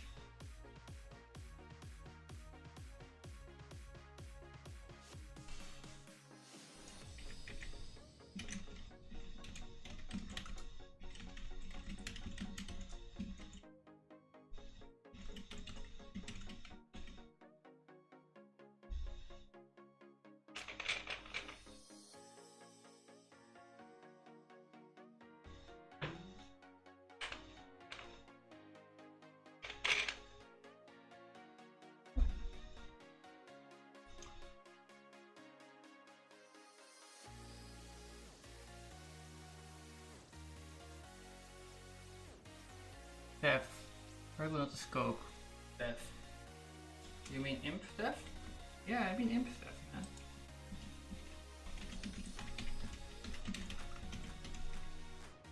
Copy friend key press.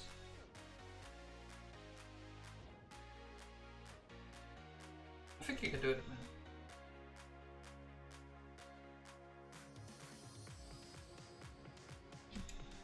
Expected word.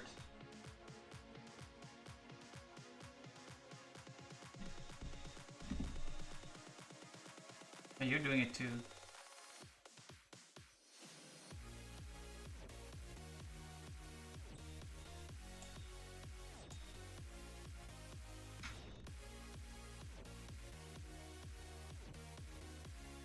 Event type text area. Maybe we need to make GUI. Or it's still not using that, right?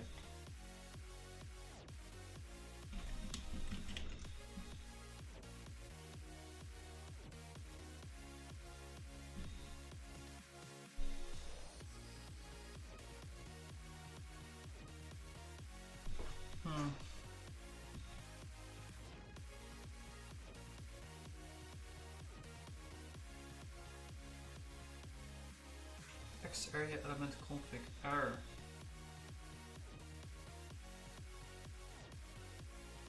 We don't like this.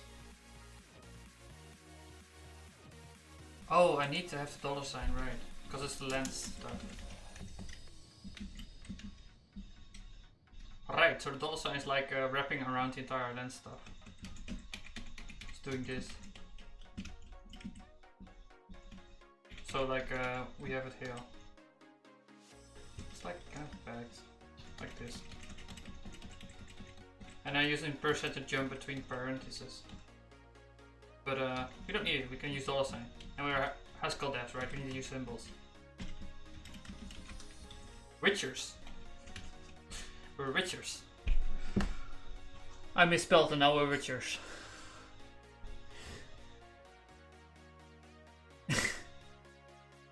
Your story. Ambiguous occurrence, text area. That's fine, we're just gonna hide it.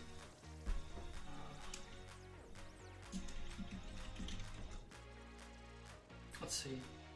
20. Yeah, we don't care about the other one. Oh, you're also called text area. I see the problem now. Oh no, that's not the issue. Wait, what is the issue? Oh, you're also called text area, that's the problem.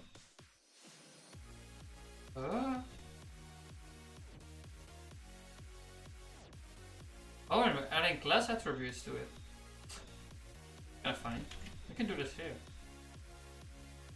Don't text area config. Oh, that's fine. What the fuck? Look at that.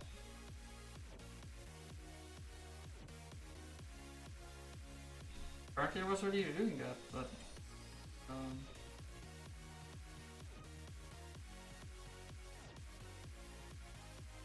text area config.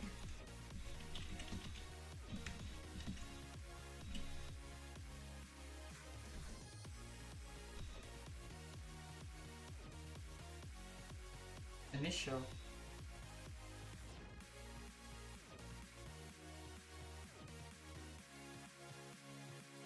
Let's hack it. Let's get the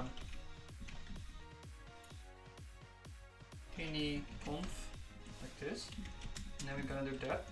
But before we're gonna do that, any conf, we're gonna do this stuff.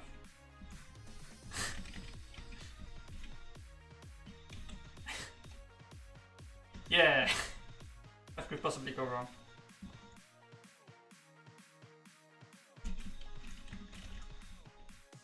And then we're gonna delete this thing, and everything is fine. So this will just add Bulma shit to it.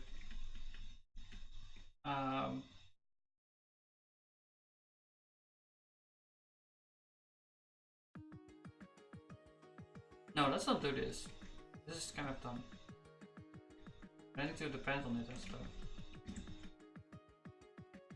I want to keep this kind of Bulma clean, because maybe I'll upstream this too or something.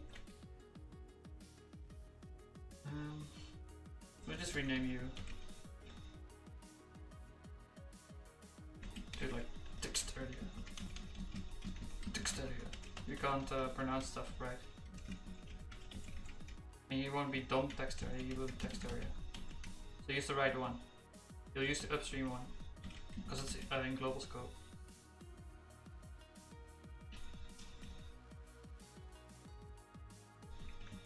And now we don't need to have this equality thing anymore.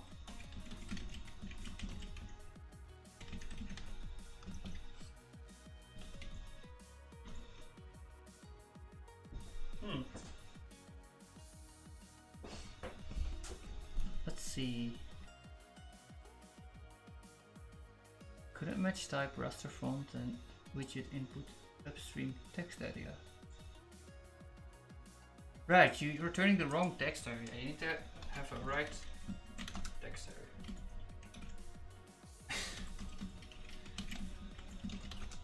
Well, this is working. We're getting rid of this constraint, which is only used in this like 3 places, I believe, in the entire Reflex thing. And only because they wanted to, they were a bit greedy with exposing the underlying stuff.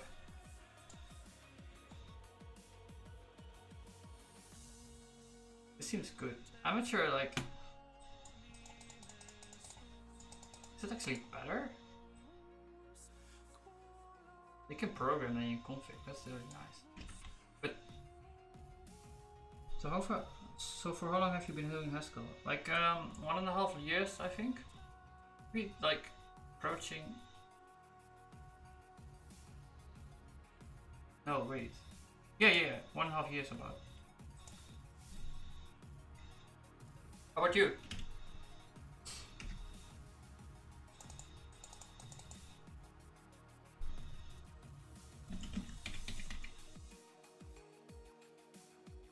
Same actually. Nice, man. Are you doing like professional Haskell too? Or just for hobby?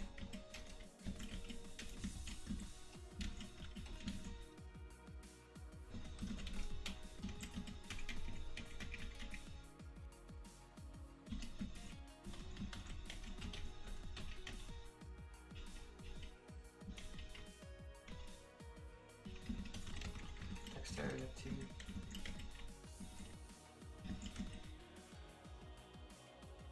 Started with F#. Did that for about 1-2 years. But I look at Haskell code and constantly put in info. It's just twist. Yeah. Yeah, I started with like Scala, I think. But my memory is really fuzzy about it because I don't really understand the syntax anymore for some reason. I think I mostly use it combinated stuff. And at some point I got like hired at a company and they just basically, well, it all started like to click very quickly.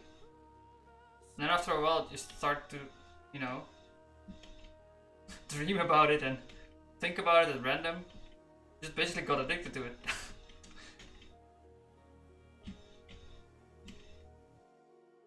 Now let's go. Oh, we need to export this.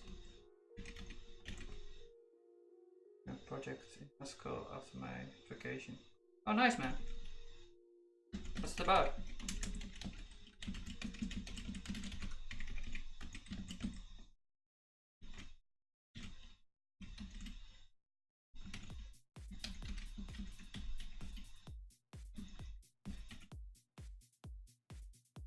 Addicted, yeah.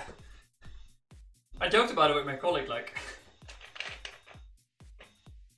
But it's still like all languages? No.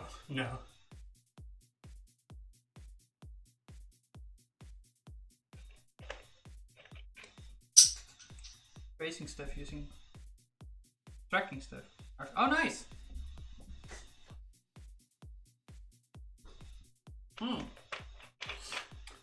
Yeah, I mean, not clothes, but maybe some container company has also like in a month or something, a month or two, they'd contact me and I'll do a project for them. Probably gonna make it in Haskell too in September. It will be similar.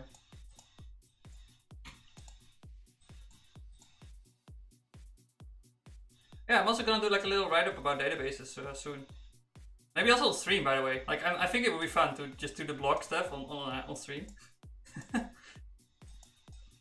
It would be useful. Like comparing persistent and beam.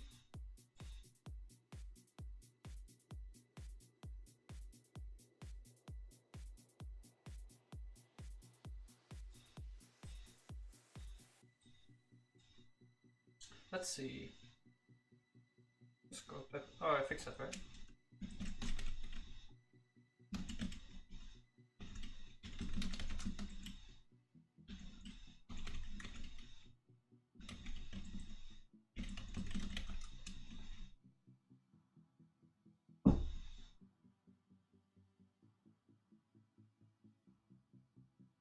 Modules. Oh, this is my build setup being buggy, but that's fine.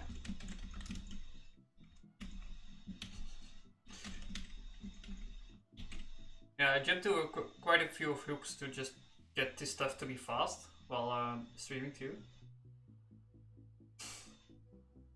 Exterior. Well, defined but not used. Exterior. Right, we need to export that.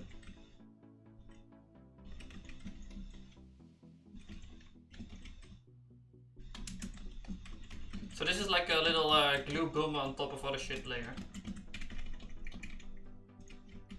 And this is stuff that probably should be upstreamed. Or I should talk about with the Reflex people why it's like that.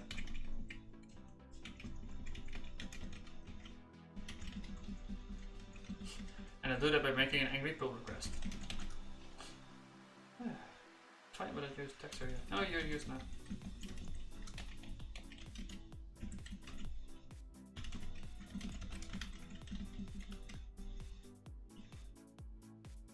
Note. You mean text area, man.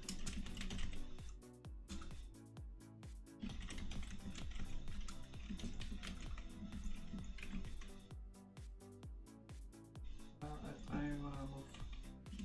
Maybe just open out here. The other thing I'm using is, I think, slider, but that will also be a problem later. Text area key press. Oh, we don't have the lenses anymore. That's annoying. I'll just copy their code. We have field lenses though.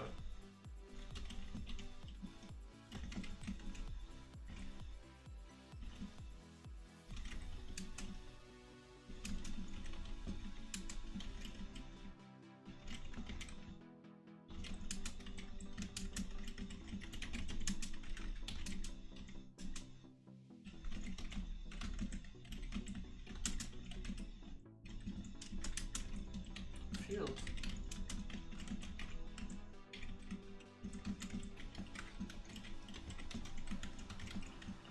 No, wait.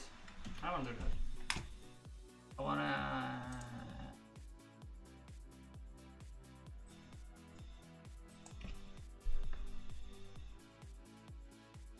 wanna get a. I wanna like kind of stick to the upstream stuff if possible.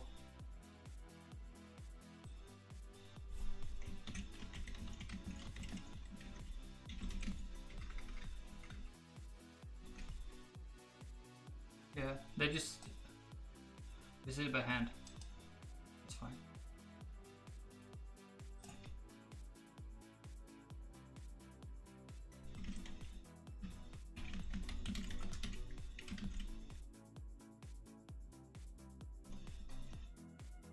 So I can just import upstream.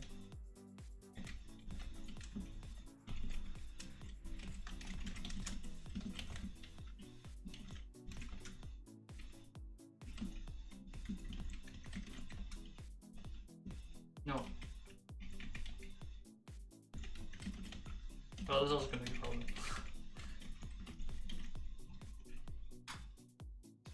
This is where I discovered lenses and started using them.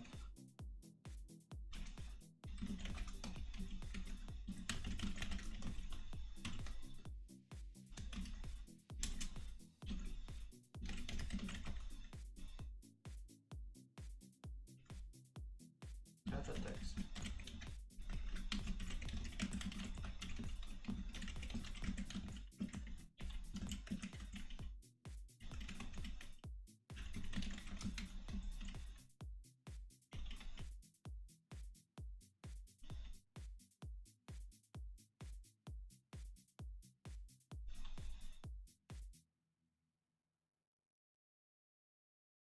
Scope. Nothing scope. What are you talking about, man? What upstream? What? Oh, the lens is not. Let's go. It's dead there. It's right there.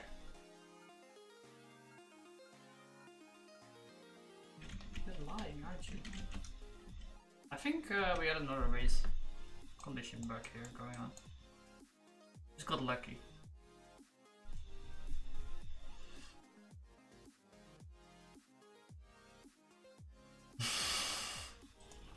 Right. Do mode line? What is it?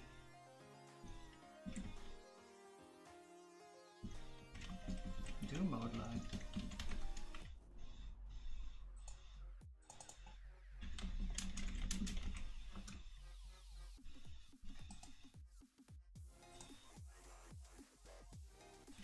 fancy fast mode line inspired by minimalist design.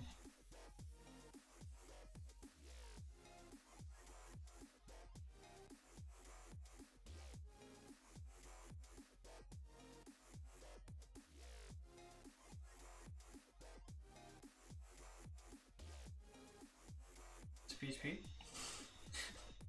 Let's have PHP support. Can't do without PHP, man.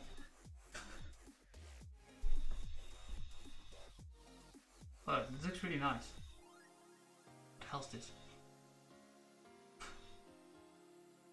Does that have Haskell? Okay.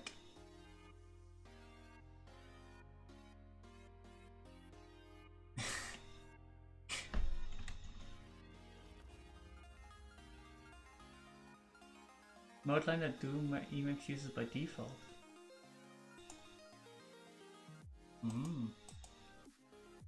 Where was it? Yeah, use Pocket. Nice, man. Oh, I could just quickly install this, right? It's fine.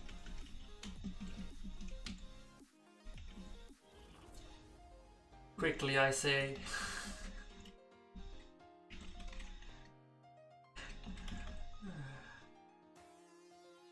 But how would you spell this? Doom mode line. Let's see. Gotta be reproducible, man.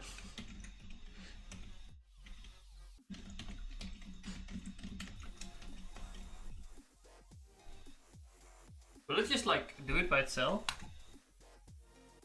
Will it kill this thing? What is this thing anyway? I think I have a mode line or something now.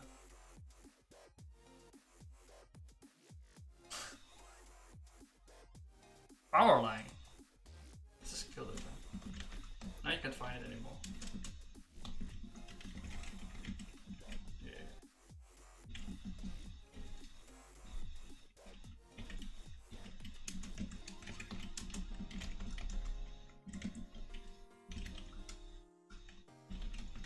Don't hack me!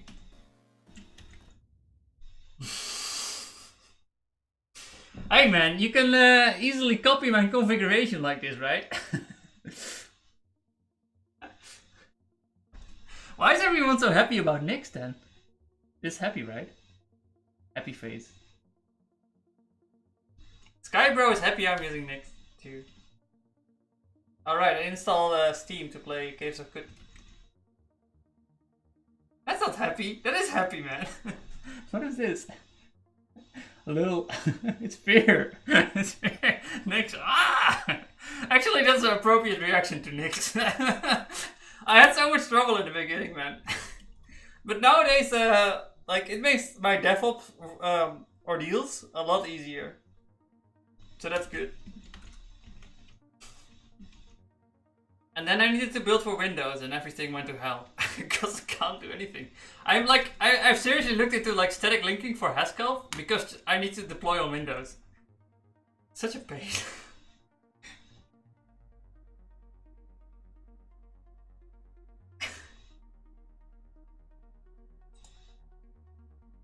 What's going on, man? What are you doing? I wanna try out this fit. Oh, it's building, okay. Just slow. Plus 5. It didn't like that. Why didn't you like that? 404 not found. Emacs memoirs. Let's just try again. Probably will work. Sometimes it just like kind of bugs out. Like this setup. Ah, look. Emacs up here too.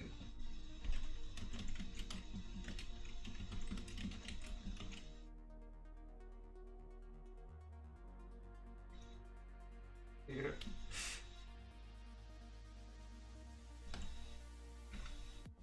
I even fear because like I'm using this stuff, right? You don't have to use. You just have to like see me suffer. It's like the ultimate setup. Like right now. Not found. Why? All the icons. Like you're getting ahead, right? So apparently it exists.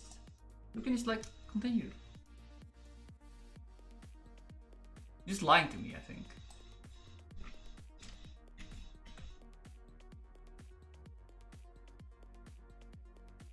Because Melpa is not reproducible, and like I want to have my Emacs reproducible. Actually, I have 2 laptops, and I'm sharing this config to them, and I really like the fact that it's reproduced bug by bug. Like it helps me train muscle memory around bugs, and yeah, but the other laptop currently is a bit I want to set up streaming on that thing because it's faster, and I may be able to like run OBS on the GPU. Currently, I'm using CPU streaming stuff, and that's like heavy. Maybe I can play real games too. Mem-wise. Like it's lying, right? It's just getting farther ahead and finishing stuff. Maybe we should just put this in a while loop. That's a good idea.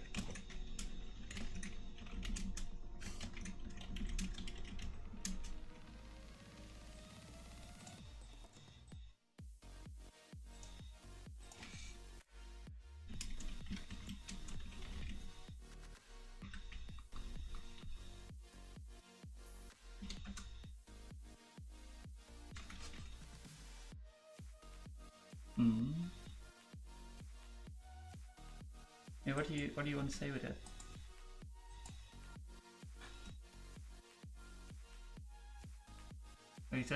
Yeah, I think this is the stuff they show below. Hell. No, not hell. Where was I? I never close my browser tabs. It's a bad habit.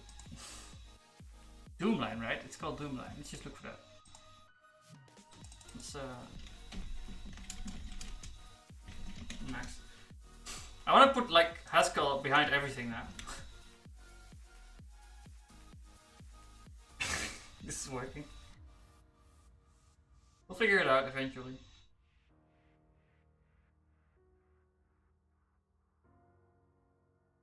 You have emails. But these icons, I mean. I think those are from the package.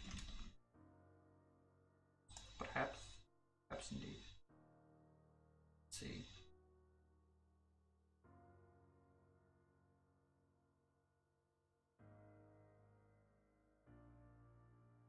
Variable out of scope. Text area value. It's right there. I need to like expose these. Oh, I don't have the warning, so it won't tell me here.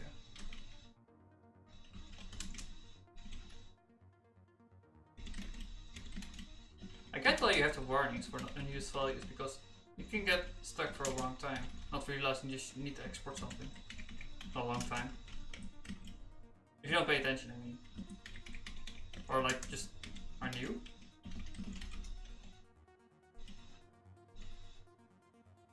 Yeah, these all the icons. Yeah, but we'll figure it out. Look, we're getting farther. It just like needs to get good at caching.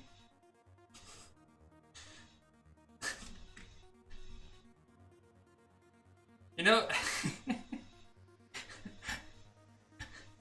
Lil. I actually mean dick in Dutch, you know. Note. With debound event work. With debound event work.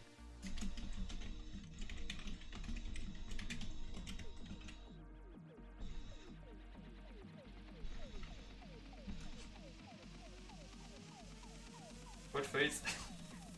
Is that fair too?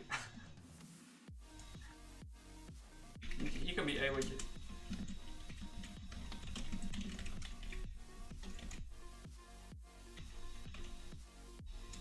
I should upstream this thing too, by the way. This is really useful.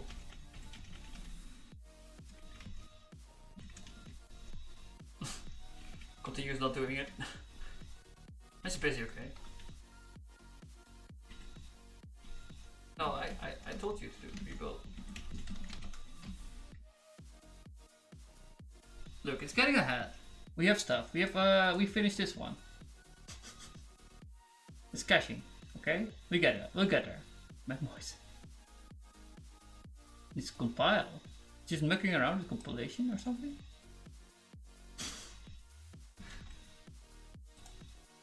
I'll just go away with you. Speed end. No, not this end. This is the wrong end.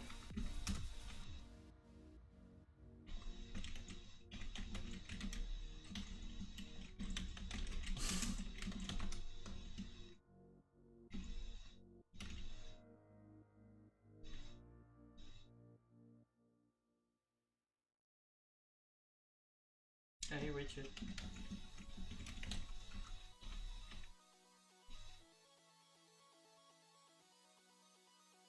No, you're lying against me again.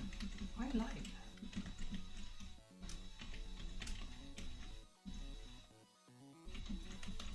I know you're lying, I made you, so.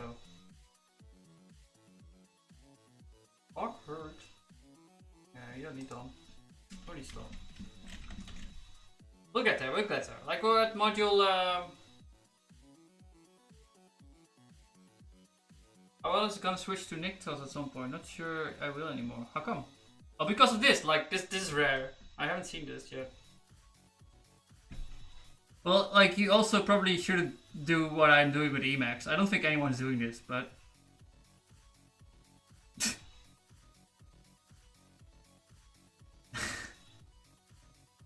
I'm not sure what's going on actually. It's kind of dumb. I think you just can't find this package at all.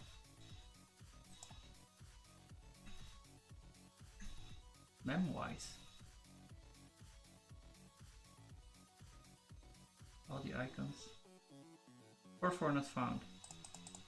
Yeah, just can't find this thing. Hmm.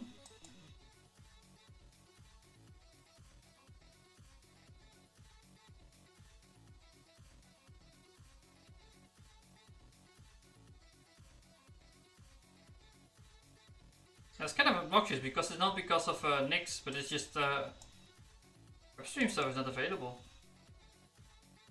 I don't know what. Just tell. Let's see.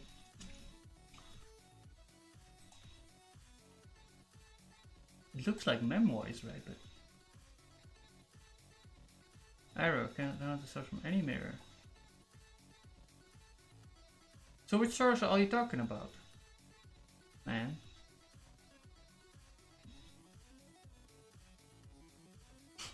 Yeah, this is kind of embarrassing. I don't know.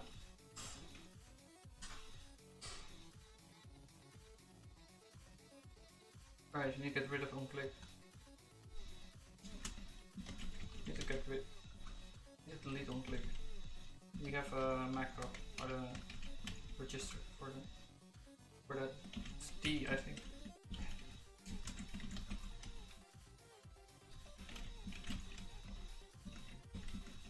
Actually, maybe this onClick thing was a little bit justified. Yeah, you kind of can. But you don't know what version of stream will have. And like the assumption always is that over time software will get better, right? And as you get updates, it you know, everything improves. But you and I both know this is not the case. Like, this is not how software works. It will get more complicated, but it may not get better at all. And I just don't want to deal with that. Like, I just want to use it and have everything the same. And potentially also, like, you know, maybe someday, I'm not there yet, but, you know, make it possible to share, like, entire configurations between developers. So you know that a particular team has the same set of tools. Like, cryptographically secured the same. But I don't think anyone is there yet. I don't think like a lot of people are even worried about that at all. But I think it's possible. And it would be nice because then you don't get these stupid errors like, oh, it works on my machine. I hate that.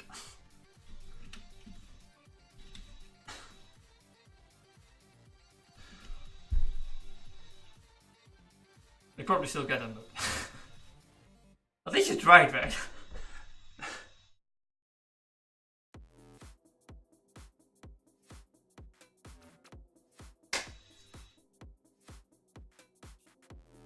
Damn flies.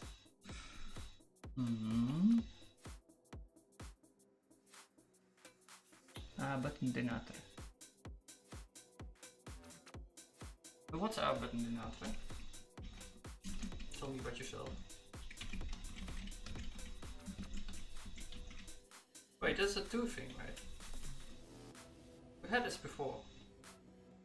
Here result. I know what that issue is. We're returning an element. A raster cell.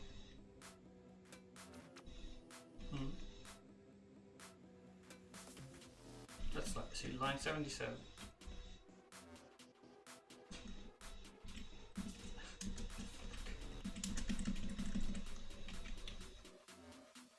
Cell raster cell.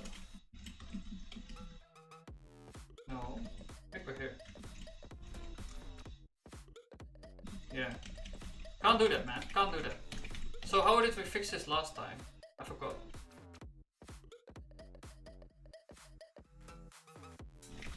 Let's just ask it.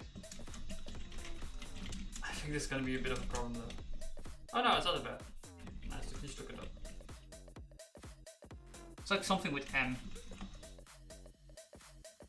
Maybe it's like M space or something. M.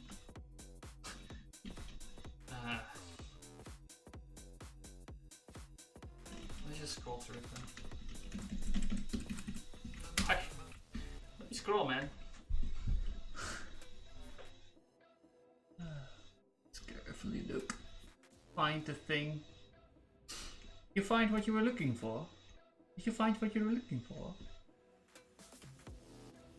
Have you done what you had to do? Yeah, it is.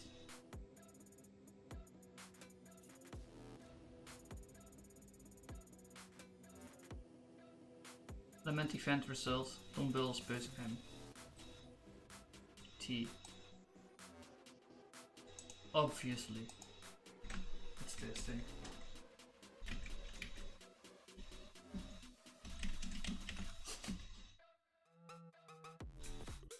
Isn't this obvious, right?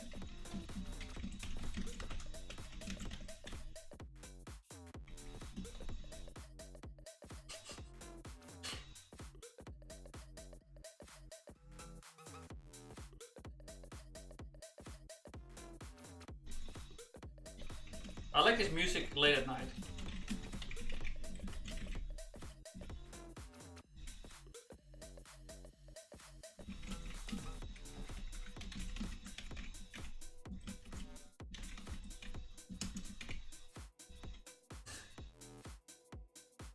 I messed up, didn't I?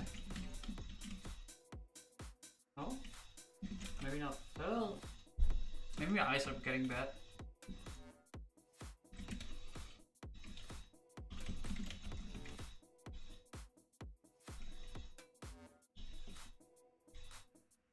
Hey, button denoter. How come you're so angry? Hey, button denoter. Hey, button denoter.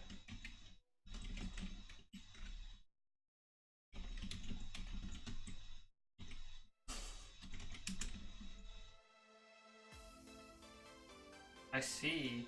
That's your problem. Why does that? Oh, we should just replace all this shit with maybe.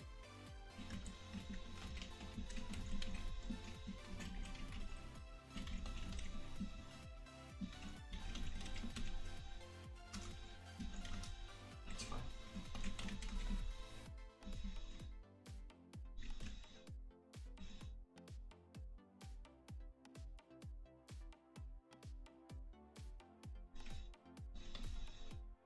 We're getting there.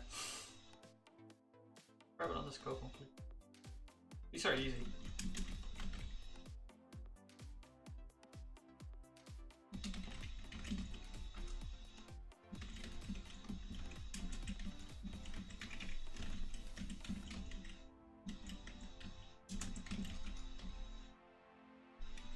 We can close this.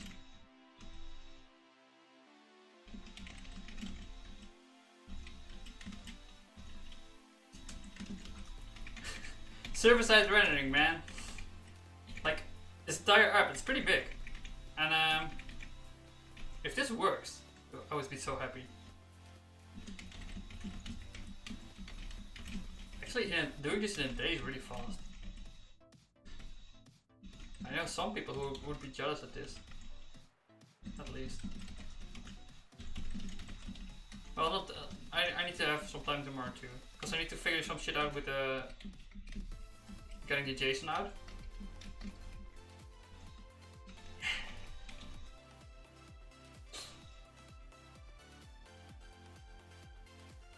Really getting close. One click. Oh, that model stuff I should also upstream. That's really handy. I should make a list.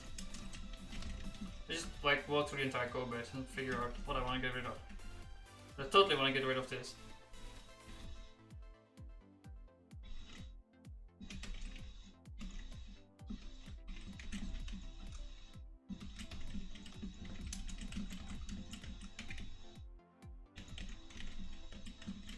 We'll do it after we finish server-side rendering. Or maybe after these compile errors actually. That would maybe even better. Since I have the infrastructure now.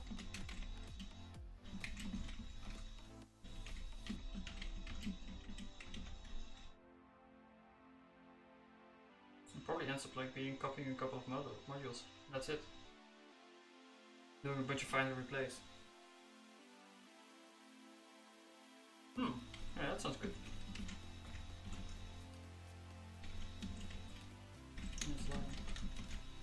Auto close. Yeah, you're still pretending to be a widget, but you're not.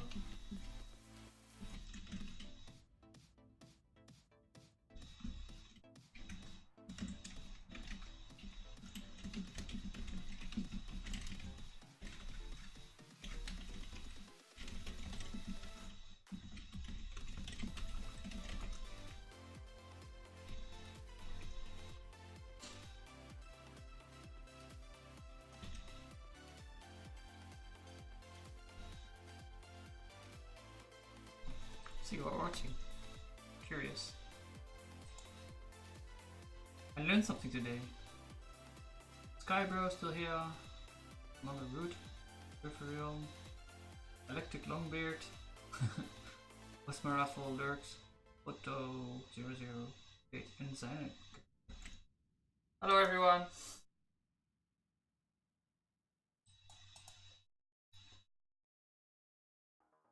Alright, summary now.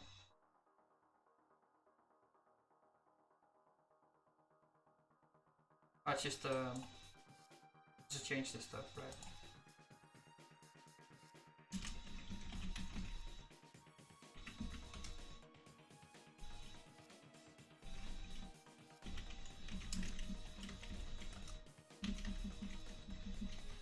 Is this thing showing the same list then? Oh yeah, I think so. Cool.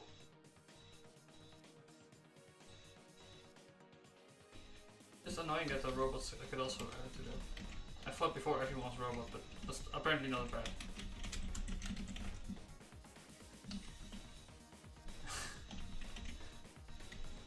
Yeah, new. I'm new to this, man.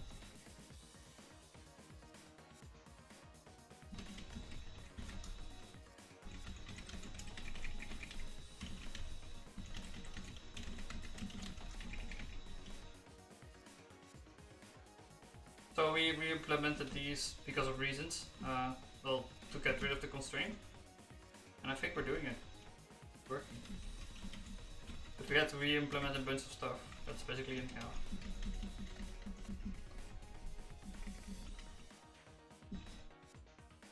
And what we did was just delete a value out of a record, and it turned out to be enough to make the fundamp not happen, so we could remain polymorphic across the entire app. So the monad stack is now working appropriately, which allows us to do static rendering and server-side rendering eventually, just for whatever content code we have, always. Should be amazing. At least I hope. But it makes sense in my mind. It's probably the case.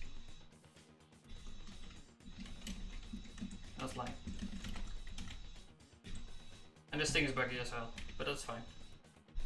It's fast. That's the most important thing.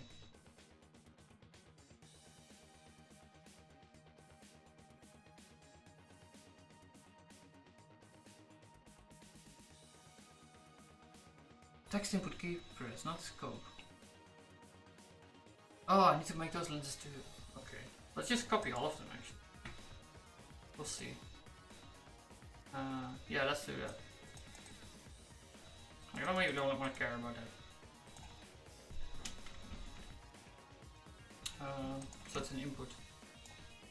Just go to the source and copy the lenses. Should be mostly fine. Oh, they've implemented it in a weird way. Where they do no wait, that's the normal way. I can use field lens though.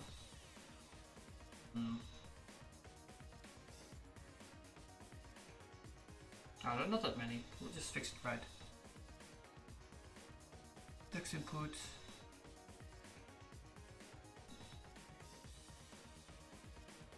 No, we don't need that one. Has focus, probably also need that. Okay, let's just copy this stuff.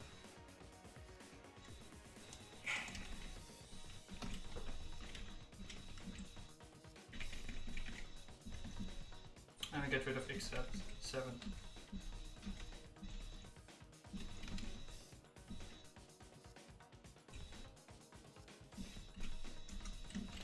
Done.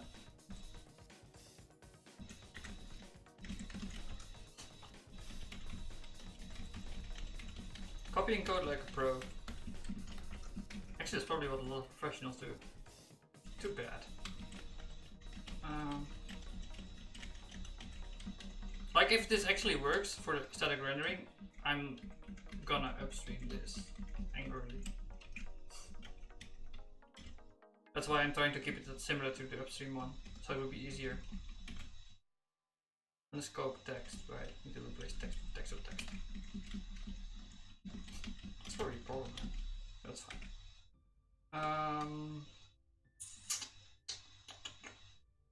Yeah, this is not gonna work. Let's do the hand.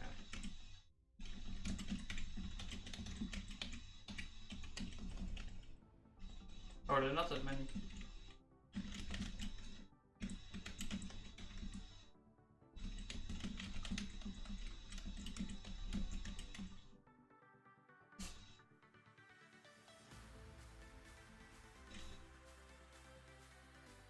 Oh, there's still 7.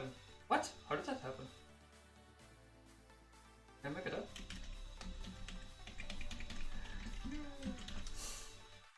Wow. What happened?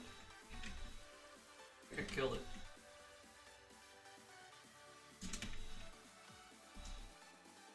You're back!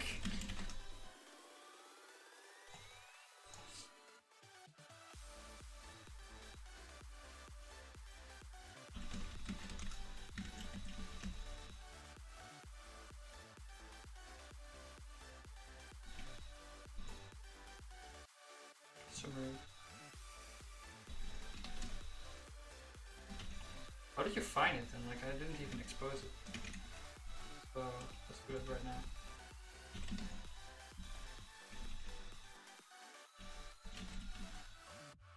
Crap. Doesn't work. Okay, let's just.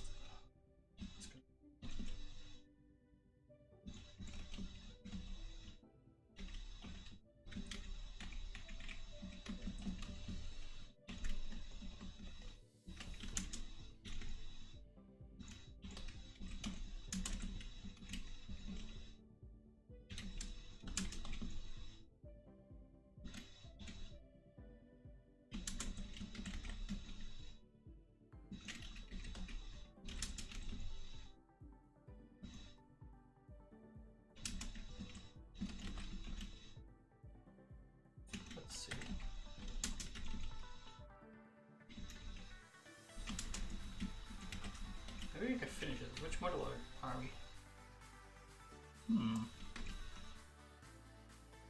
That'd be good.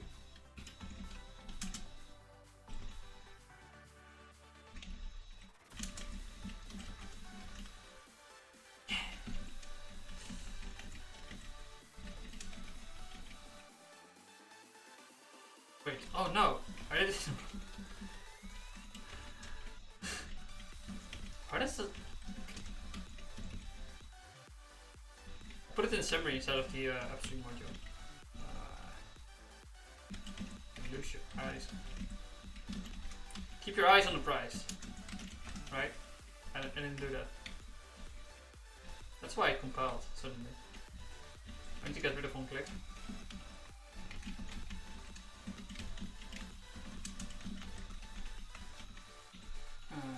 Context input value.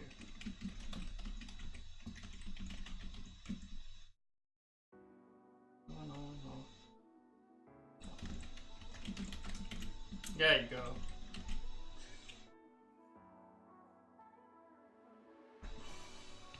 Just share it. No, we already saw that.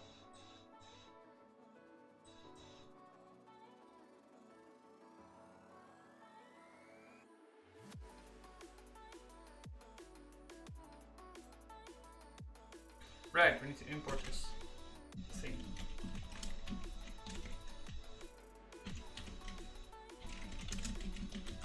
No, we did. What? We didn't send it.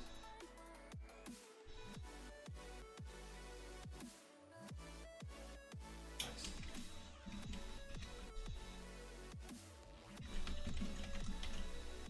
So we add a warning so we know the module is finished.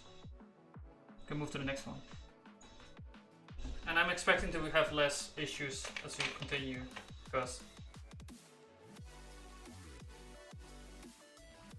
we don't have this problem with like inputs, and I believe if we go up the module change we'll have less inputs. At least I hope.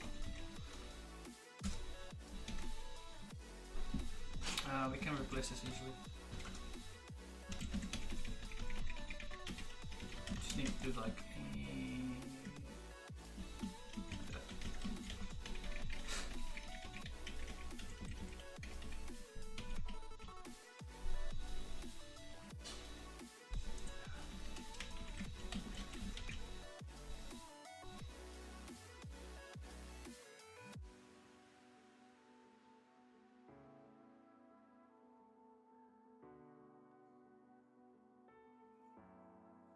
look at that.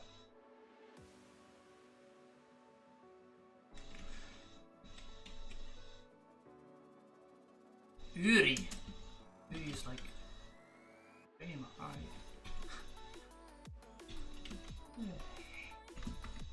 Come on, Uri.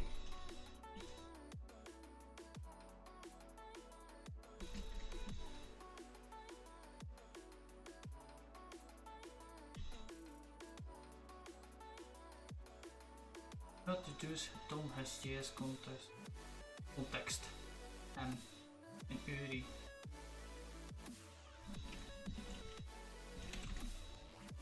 Oh, we can just add that, that's fine. Other end. Could we? I think we already did, right?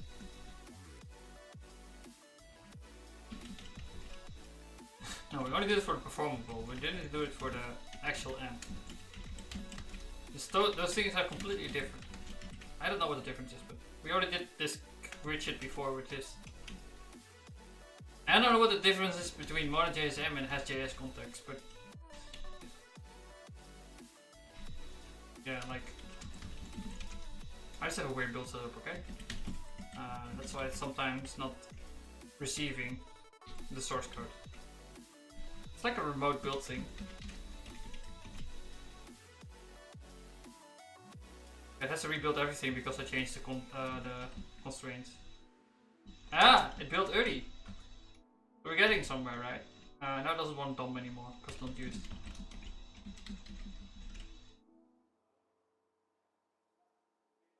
I think I wanna fix the warnings of this module too. I think we're getting there. Spin widget.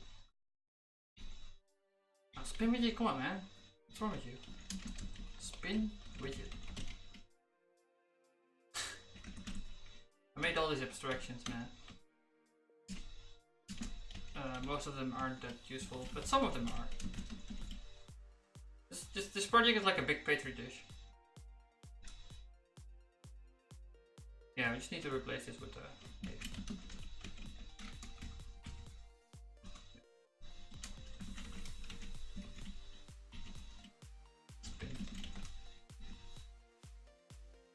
oh, I added like dogs and stuff, so maybe this is actually good.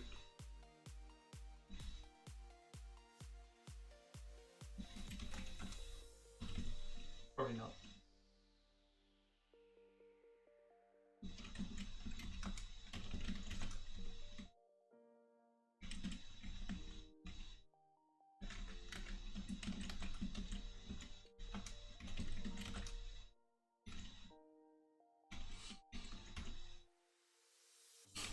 Missing home modules. Yeah, that makes sense.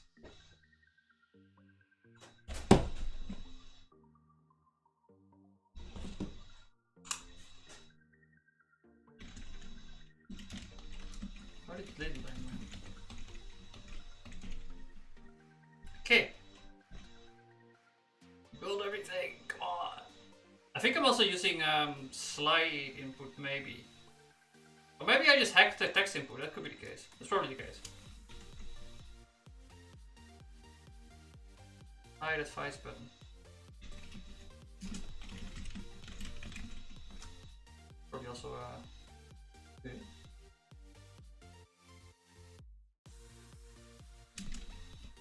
It's a call side. I wanna have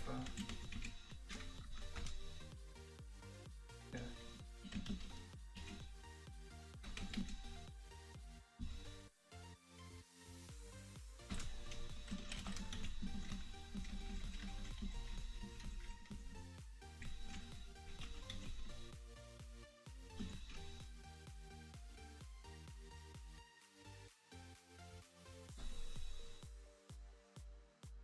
Nation with spindle. We talking about boy? Put match type, blah blah blah. With spindle.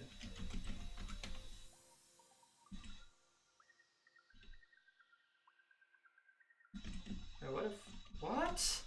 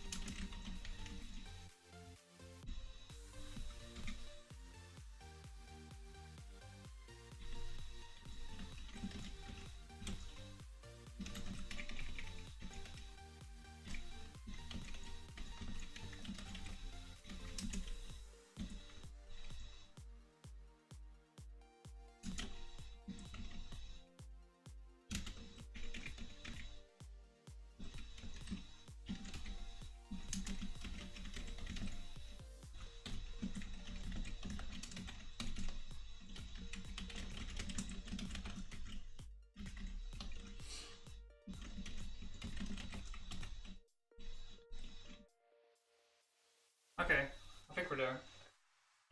Well, getting there. Really close.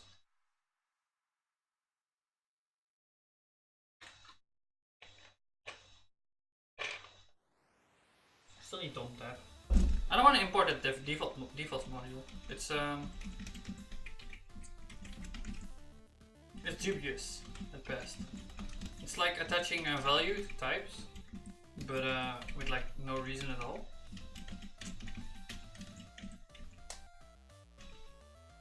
You can always do it, right?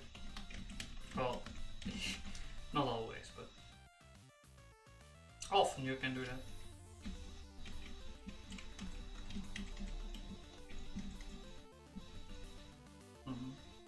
Email value message.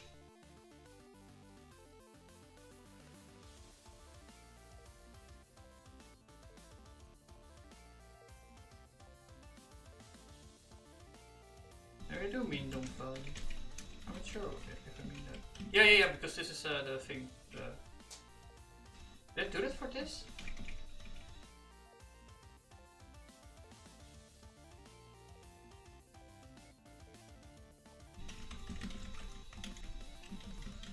I didn't do it for text area, but I did do it for text input. So we have the instance. It'll be text.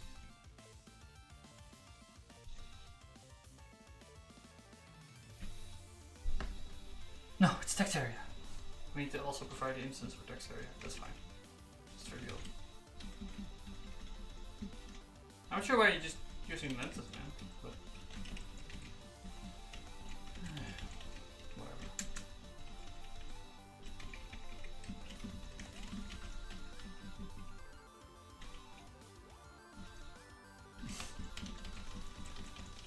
But that's attaching random values to types.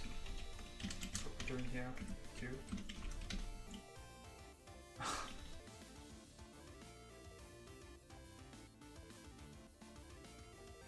That's not text input, it's text area.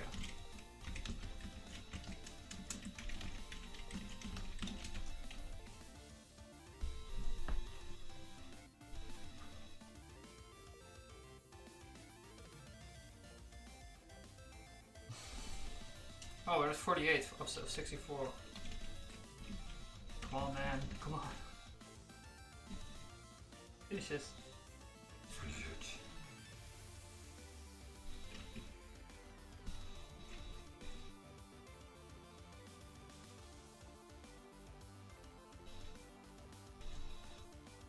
Data input.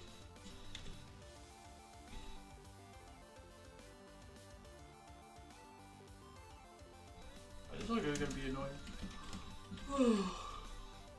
I'm tired. Yeah, I'm gonna stop at the 1.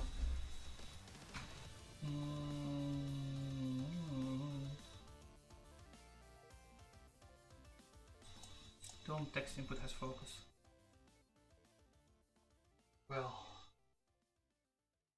we have focus.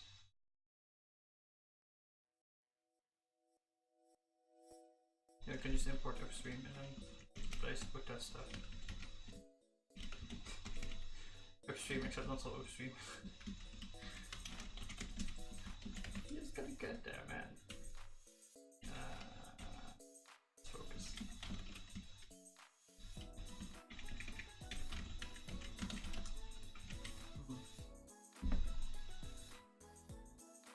Text input value.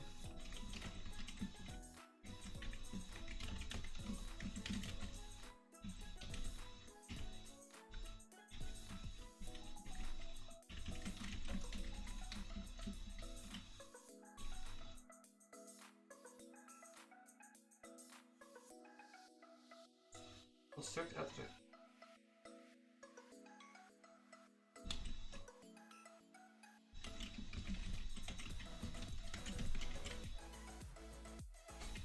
Probably was lazy. What?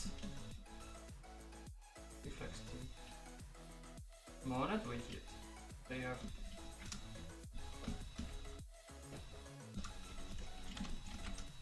Don't even need to be monad widget, man. It can be a widget. Any widget.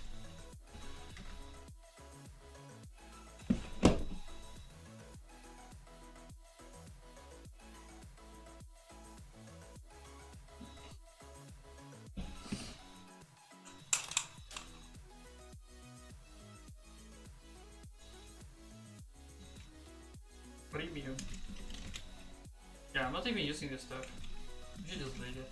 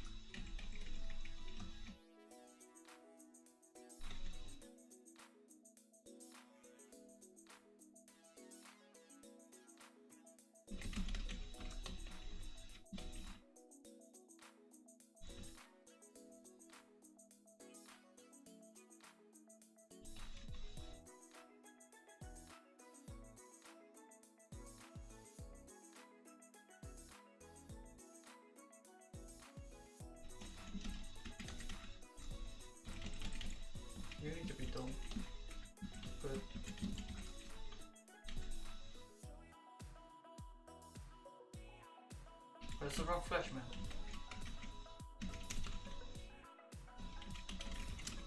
Did I do this already?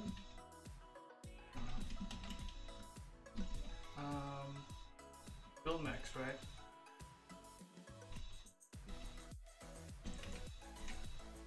So you got like reflex, build max, event. That's it.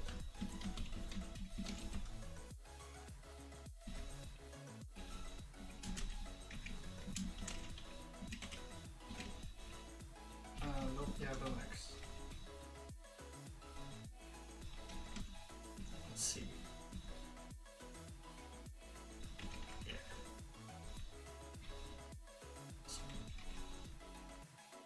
Full text input. Value.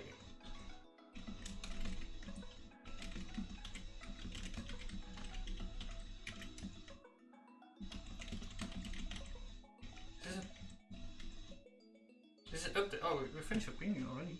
That was quick. Okay.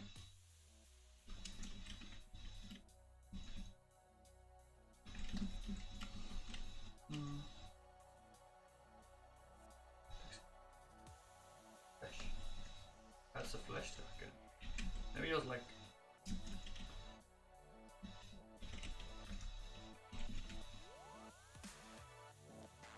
Build max.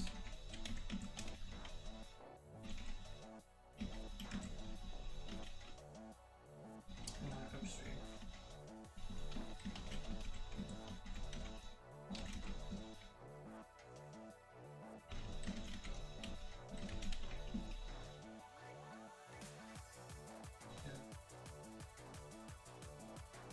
So almost through it though. Like I think we wouldn't encounter any big things anymore. But I'm gonna call it like maybe we should just finish it. I think we can finish it. I think I'm gonna finish it because I have the reduced theory also available. And if we're gonna encounter any more on clicks, then we'll be pretty screwed. If we do tomorrow, so yeah, we're at like 7, only 7, man. Label input.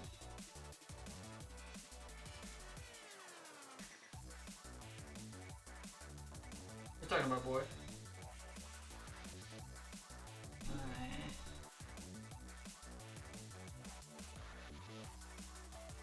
Alright, this is the wrong text input value. Form, label input, company. It's also the wrong text input. Right, that's easy. No, it's the wrong form. I think it's off.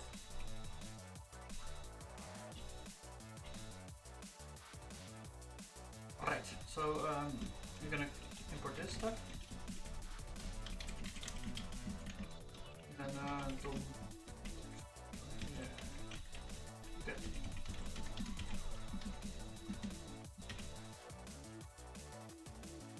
Labeled input.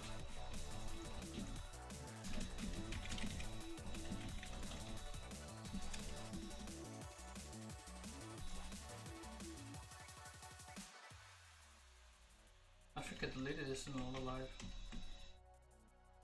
No, it's not Tom, I deleted. You're lying, man.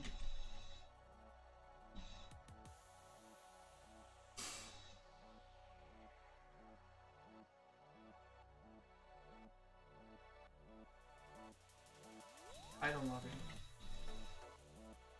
Oh, we're at 60. 61. Oh yeah. On logout, blah. I don't log out.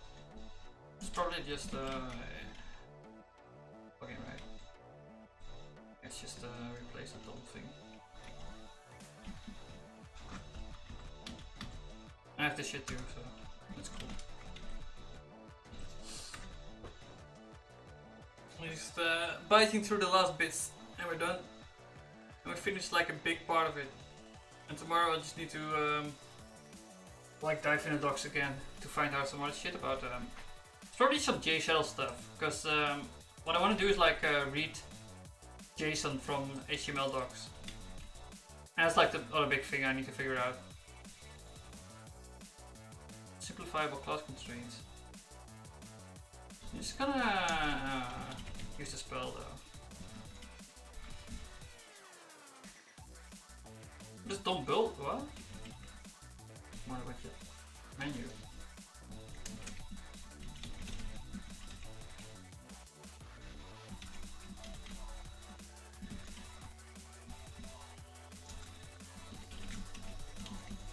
And like stuff like this is completely not interesting to open source, right? Because it's just a menu. It's complete application code, but the stuff like the spin din, yeah, maybe. Spin dine.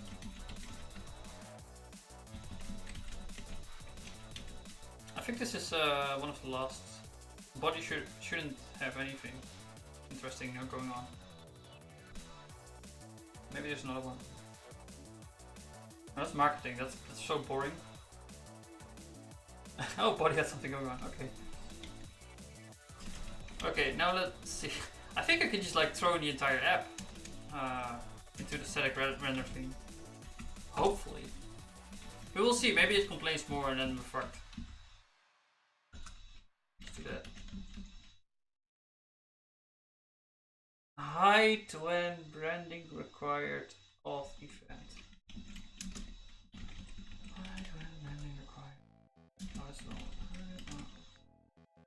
Oh, this doesn't matter.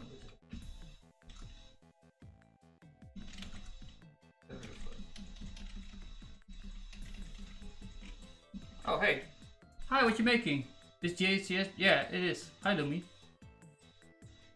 I didn't see you because you were blue. We're hiding.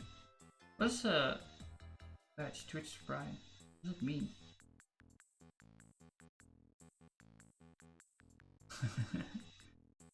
Yeah, like can I show it? I'm not sure if I have it running, but I'm like making a startup project, basically. It's a rostering system for restaurants, and yeah, it's Reflex. I can't show it. Well, maybe if I fix this, then I can show it. Wait, give me a moment. Oh,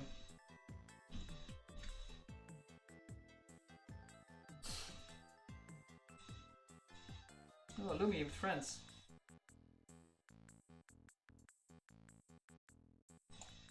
But he also has a domain port.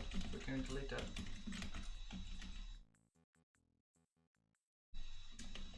This is building on a remote machine, and once it's finished, it should make the GHCGS too, and then we can find the file here.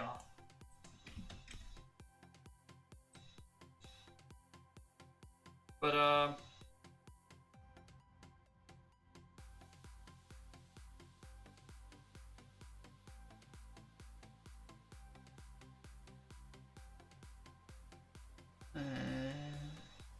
no instance for hash.js context. Oh, that's unfortunate. Okay, we need to get rid of this constraint too, maybe.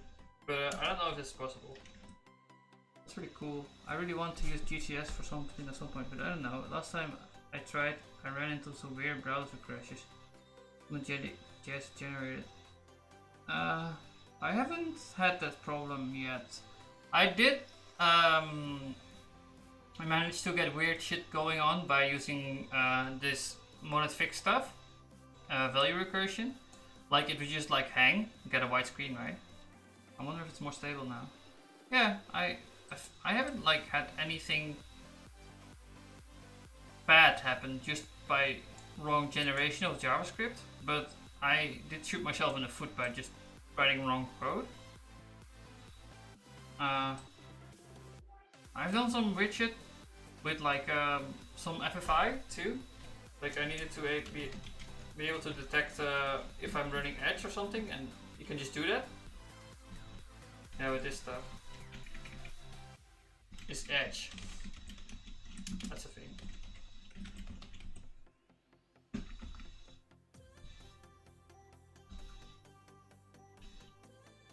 Real FRP is kind of complicated. I don't think it's once you go past the idea of well, like once you load in the load recursion, etc.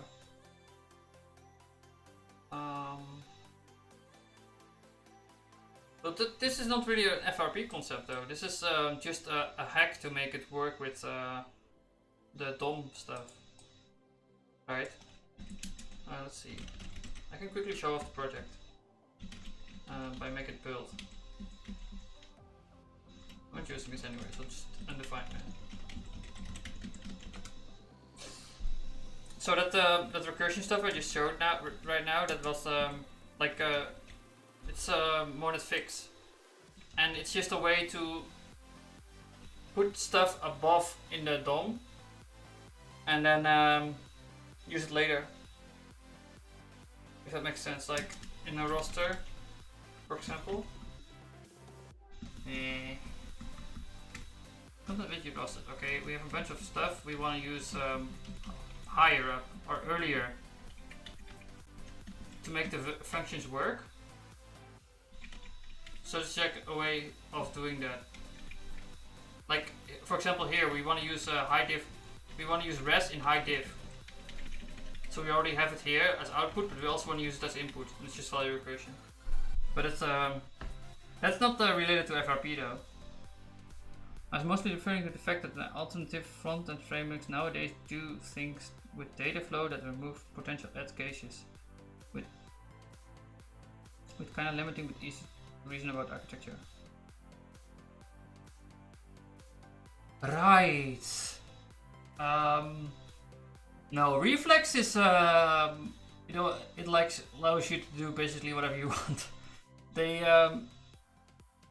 like it's not an Elm architecture, this thing. You can make your own architecture basically. You're still limited by, you know, pure stuff, but things like Reflex super powerful and flexible, but you can shoot yourself in the foot, I am saying. But yeah. Well, like if you're uncomfortable with designing architectures, probably you shouldn't use Reflex, but I'm like not against that kind of thing. Like I usually know what to do when I want to build stuff. So, but then again, like Elm architecture has other advantages in that you always know how your code will look. Like it's just you know, you always grab forwards to the same solution. So yeah. And then there's like this other framework you can use. It's called Miso, and it's also Haskell, right? And this is basically the Elm architecture, except in oh, why is it finding me? What the hell? Anyway, it's weird.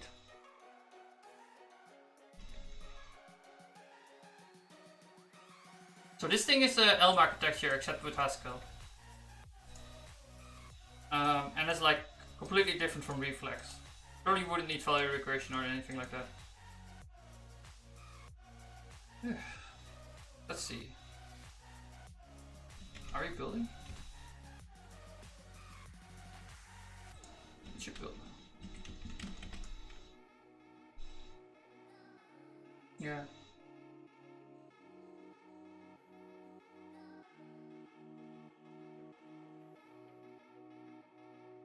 Okay, I don't really care about this module, so right now, at least, I'm gonna care about tomorrow. But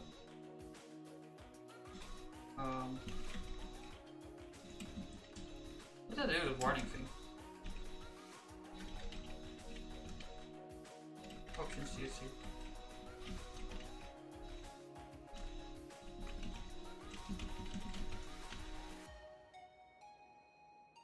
I should be using Haskell. 1.5 years? Something like that. Like I'm hardly an expert, right?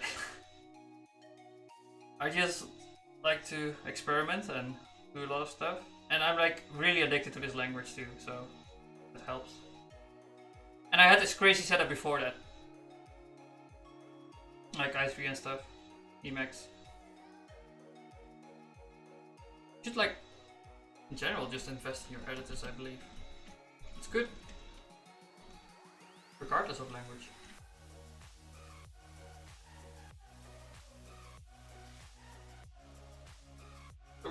stuff. So I just like went through this entire app and I got rid of a certain restriction on the monad stack, but it turns out that that didn't help at all. I still have a JavaScript context constraint I need to get rid of somehow. That's kind of unfortunate, but I'll look into that tomorrow. Maybe it's possible, maybe not. But it allows me to do server-side rendering for the entire app at like any entry point, which would be good.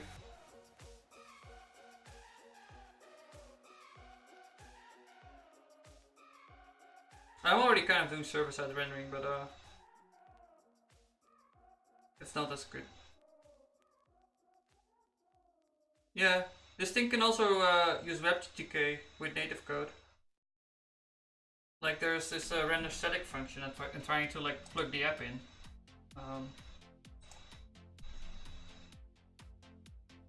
Let's see, I had it. I'm losing all my stuff, man.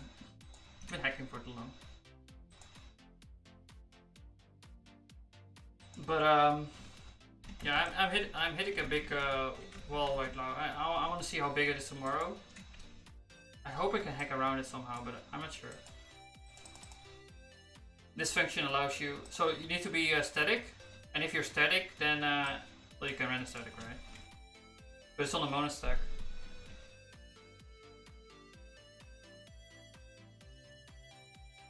I knew about the other backends, but I didn't realize you could server-side render for some. Yeah, I think it's pretty new too, so it's like maybe a half year old or something.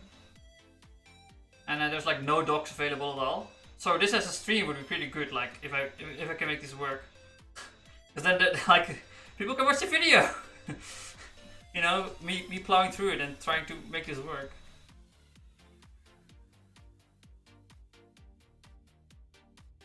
You have to separate the dynamic aspects of the widget somehow. Yeah, maybe. They actually have a function for that too. But I hope that's not the case, because it would be kind of obnoxious to do everywhere. But we'll see. We'll see. Like I think they have like a swap function someplace. But I don't want to go into that. Let's see. It's not building again.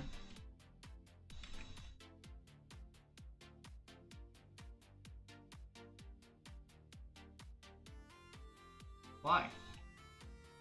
Come on, tell me about yourself.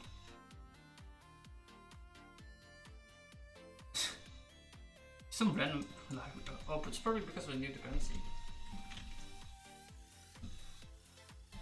And oh, actually, I can just show the online one, right? I'm stupid. Yeah. What's this? Oh, I'm still building that thing. Oopsie. Oh yeah, this is the thing I'm building. It's Bulma based.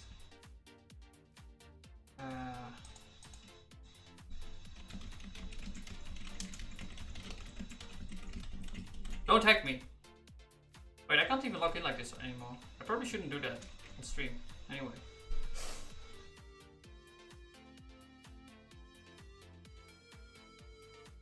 Yeah, it's failing. Too bad. Well, that will be in another episode of Dragon Ball Z, because I'm gonna sleep now. It's 1:20 here. It's a bit late. But yeah. Was fun though. Lots of people. I'm gonna commit though, first.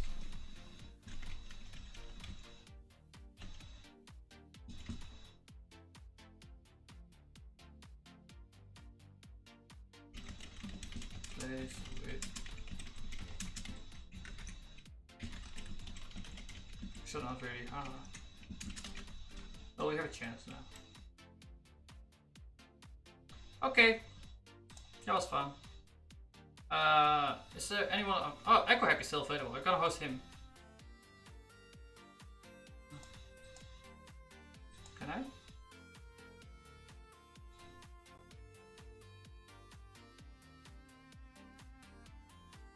I hope he still. He just raid him with like 3 people. hosting. Okay.